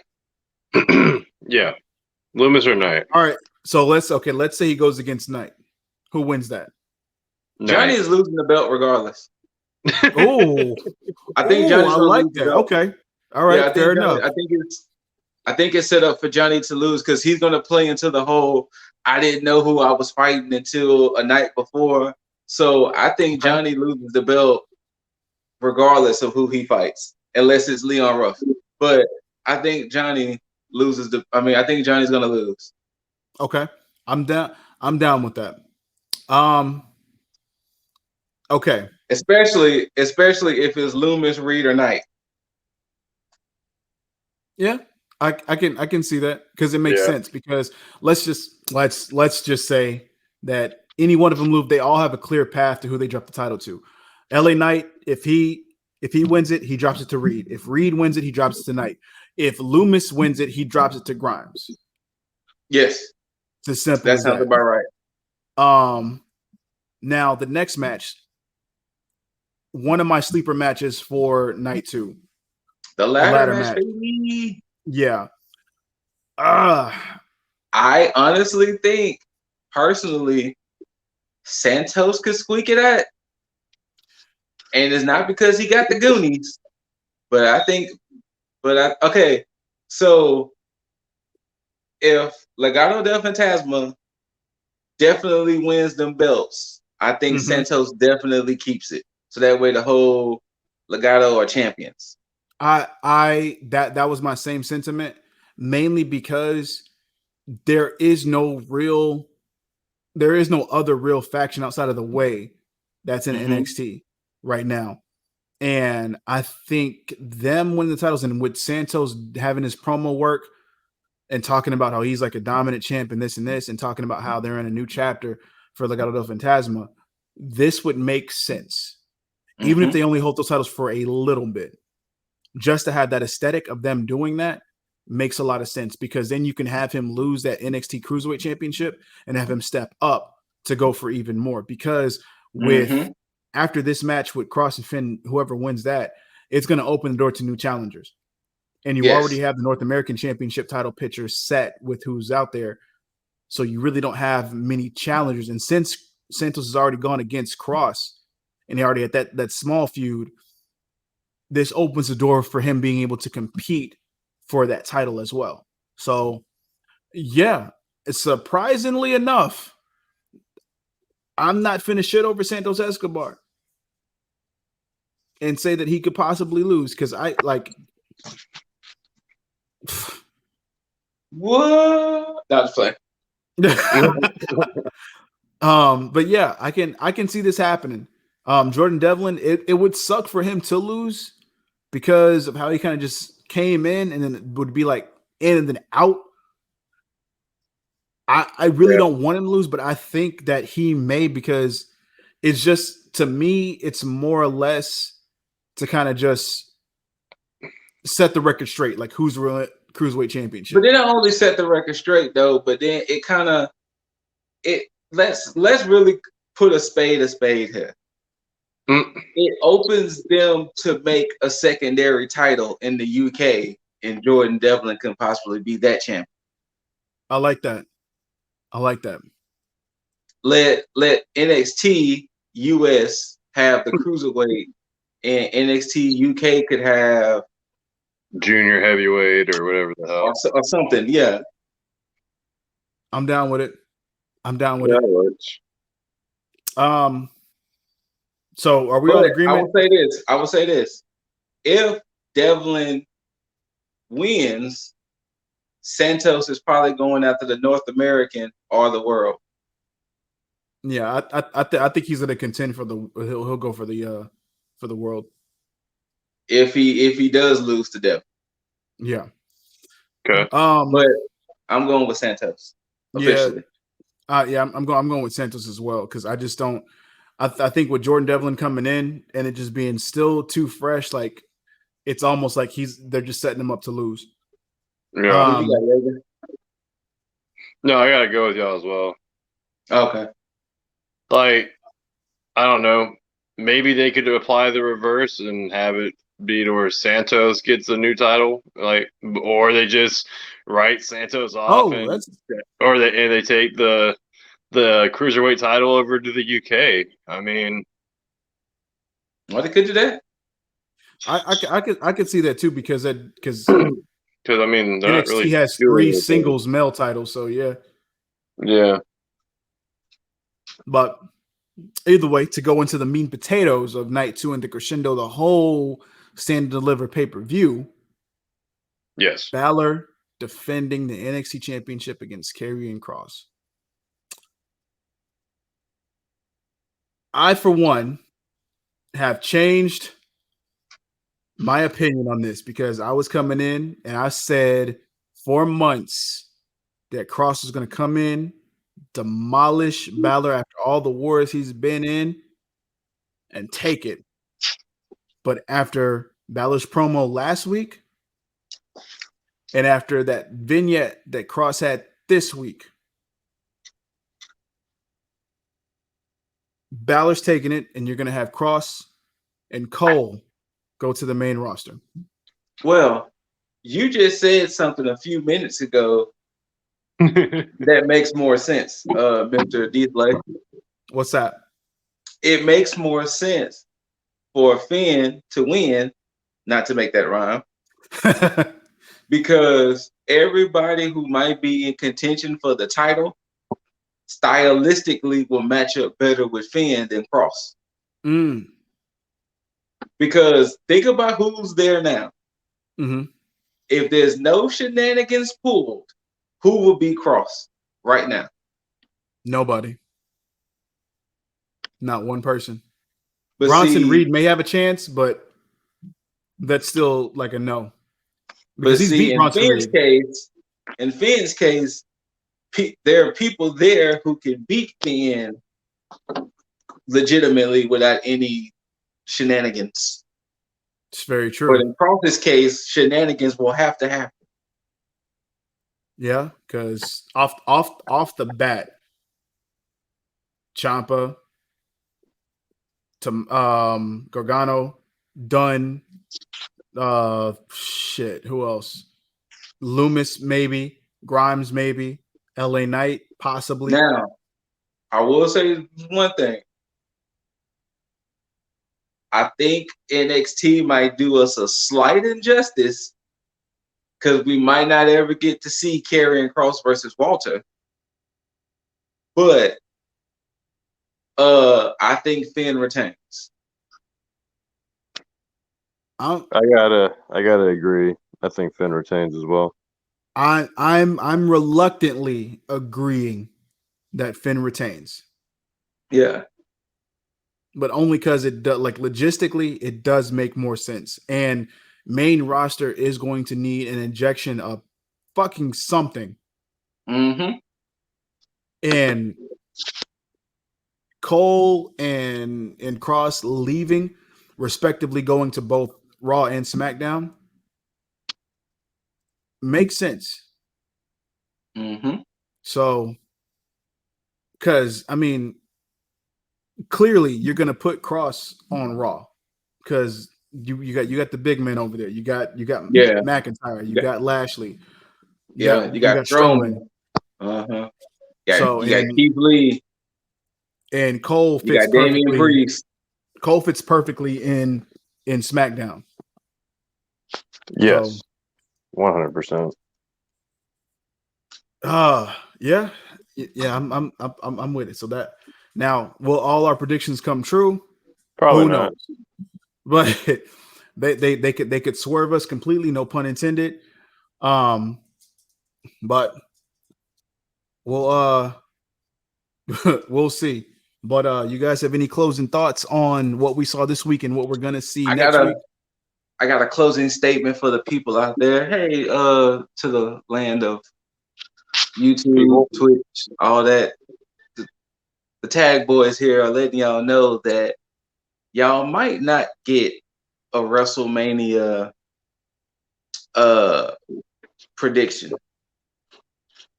Because next week is gonna be pretty busy.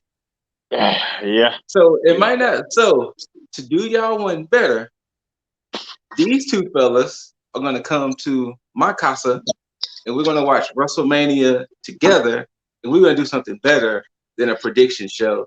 We're gonna give y'all live ass reactions and shit. So if we're in the anger, y'all gonna see it right then and there. Y'all gonna get all that. So I think it's fair that we don't do a prediction and we just give y'all live reactions. I'm fine with that. Yeah. Now, also because we probably also won't get the full card until like 30 minutes before WrestleMania starts. And he's probably right there. I wouldn't be surprised on the kickoff show. Oh, hey, this match has just been added to the card too. So yeah. Now, the review for Stand and Deliver / AEW next week, we got to figure that out too. Because like I said, next week is pretty busy, guys. Busy fucking week. So busy fucking week in wrestling. Well, I'm repeating for emphasis. I'm excited for next week. I'm hoping, you know what? I'm saying this officially on the record, 3 hours and 19 minutes in. I'm not hoping for NXT because NXT never fails me with a takeover. Shame. I mean, it's WrestleMania. Shame. WrestleMania. I'm hoping WrestleMania proves all of us wrong. And WrestleMania turns out to be a banger of a show. But once again, we will know next weekend because you will be seeing our reactions. And you might hear some things. Oh, You might be like, definitely wow. gonna... You might be like, wow, we didn't know Jaeger can curse so much. We don't know. We don't know. It might be some interesting things. It might be some interesting things said. It might be some interesting things done. If something's so egregious, we might just cut the feed. You never know. You might just You walk never out know. saying, "You might just walk out saying, I never knew that thing could go in that orifice." But we just never know what's going to happen. But Stand and Deliver, I think it's going to be a banger of shows. Wednesday night, I'm just wondering, is it going to go over 2 hours? Because that's a lot to pack in for 2 hours, especially with a gauntlet match. Yeah, But I think they'll do it. They'll but find a way. you know what? I wonder if they're going to do it minimum commercials because That it would be is the live smart streaming thing. on Peacock as well. Oh, I thought only one of So them was streaming on Peacock. Oh, so no, but yeah, they was announcing on NXT that night one would be on Peacock and USA at the same time. So I'm wondering, are they going to try to do minimum commercials? I'm Excuse me. definitely watching on Peacock instead then. Yeah, I might just watch it on Peacock to see, because of that. But yeah, I expect both shows to be bangers. If I get a chance to watch AEW next week, we'll see. I don't know. Mhm. But of course, much love to them and whatever they decide to do next week. But Of course. NXT, let's do it. Hey, Um, Raquel. Hey, Raquel, I will personally make you a video of me probably spazzing the fuck out when you win that belt. And I didn't say if, I said when you win that belt. So you know what? I might personally clip this part myself to let you know, Raquel, you will win that belt. You will be the new NXT Women's Champion. there you go. And if you don't win that belt, that'll be the last time I watch NXT. There won't be a night 2 for me. Oh, damn. Because NXT would be just ruined.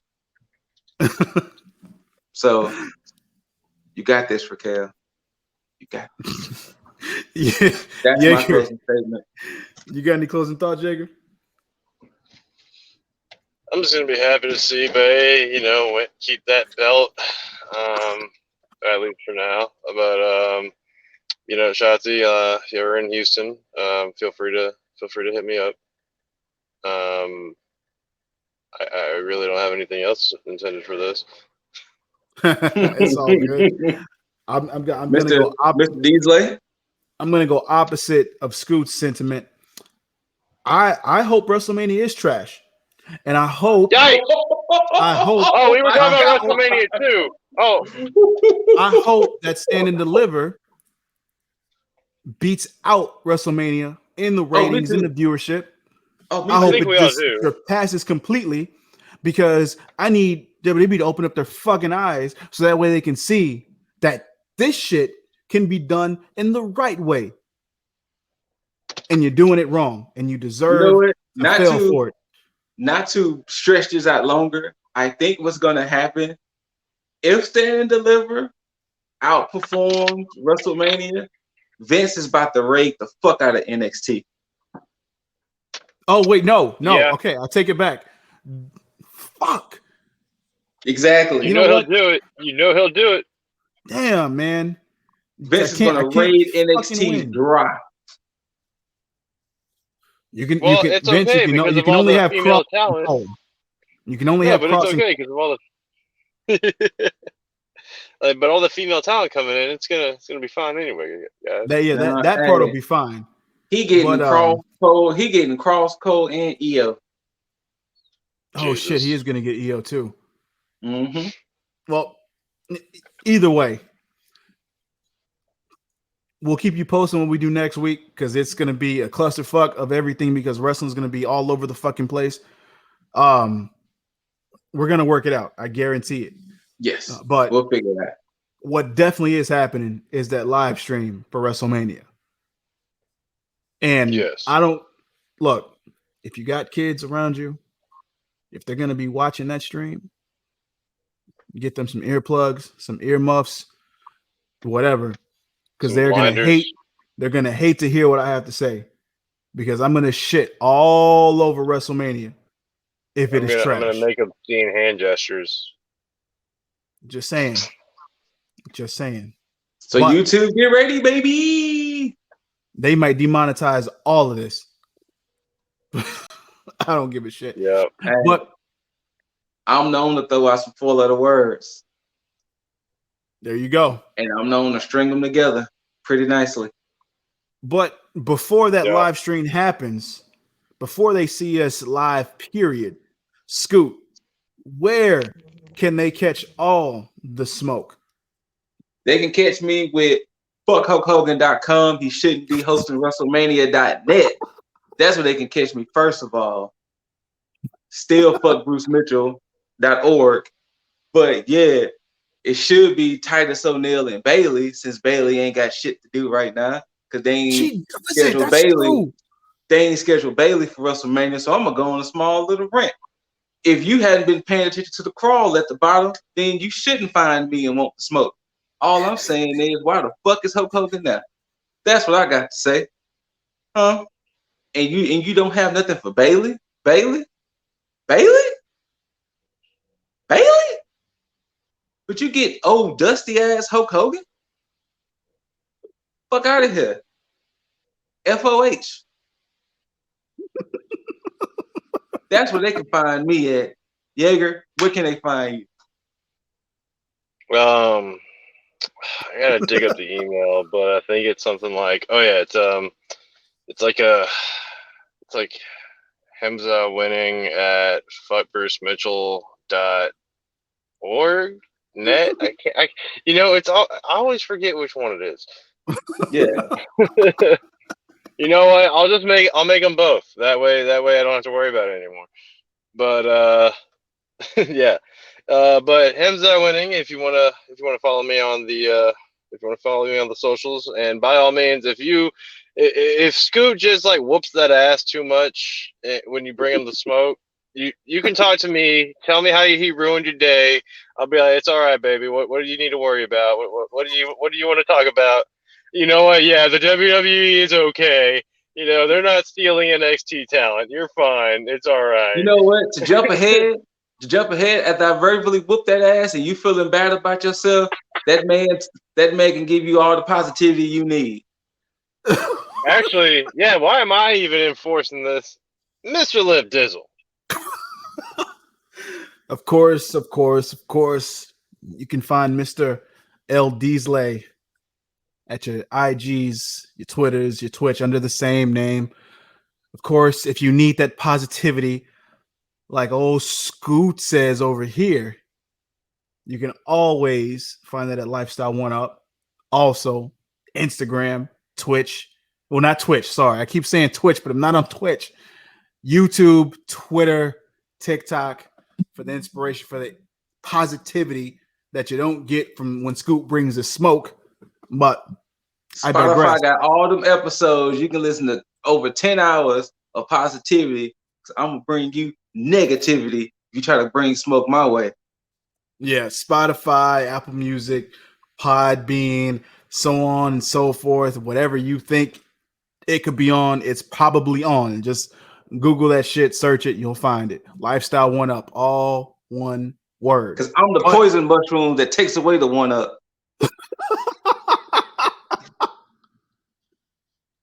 But as always, fuck with me if y'all want to. A nice too sweet with the smoke for my brothers here. And as always, bam, there it is. Bam. And as always, you beautiful mother effers. Whether you loved it, hate it, don't forget to rate it. Comment down below. And as always, mother effing subscribe. But until then, tag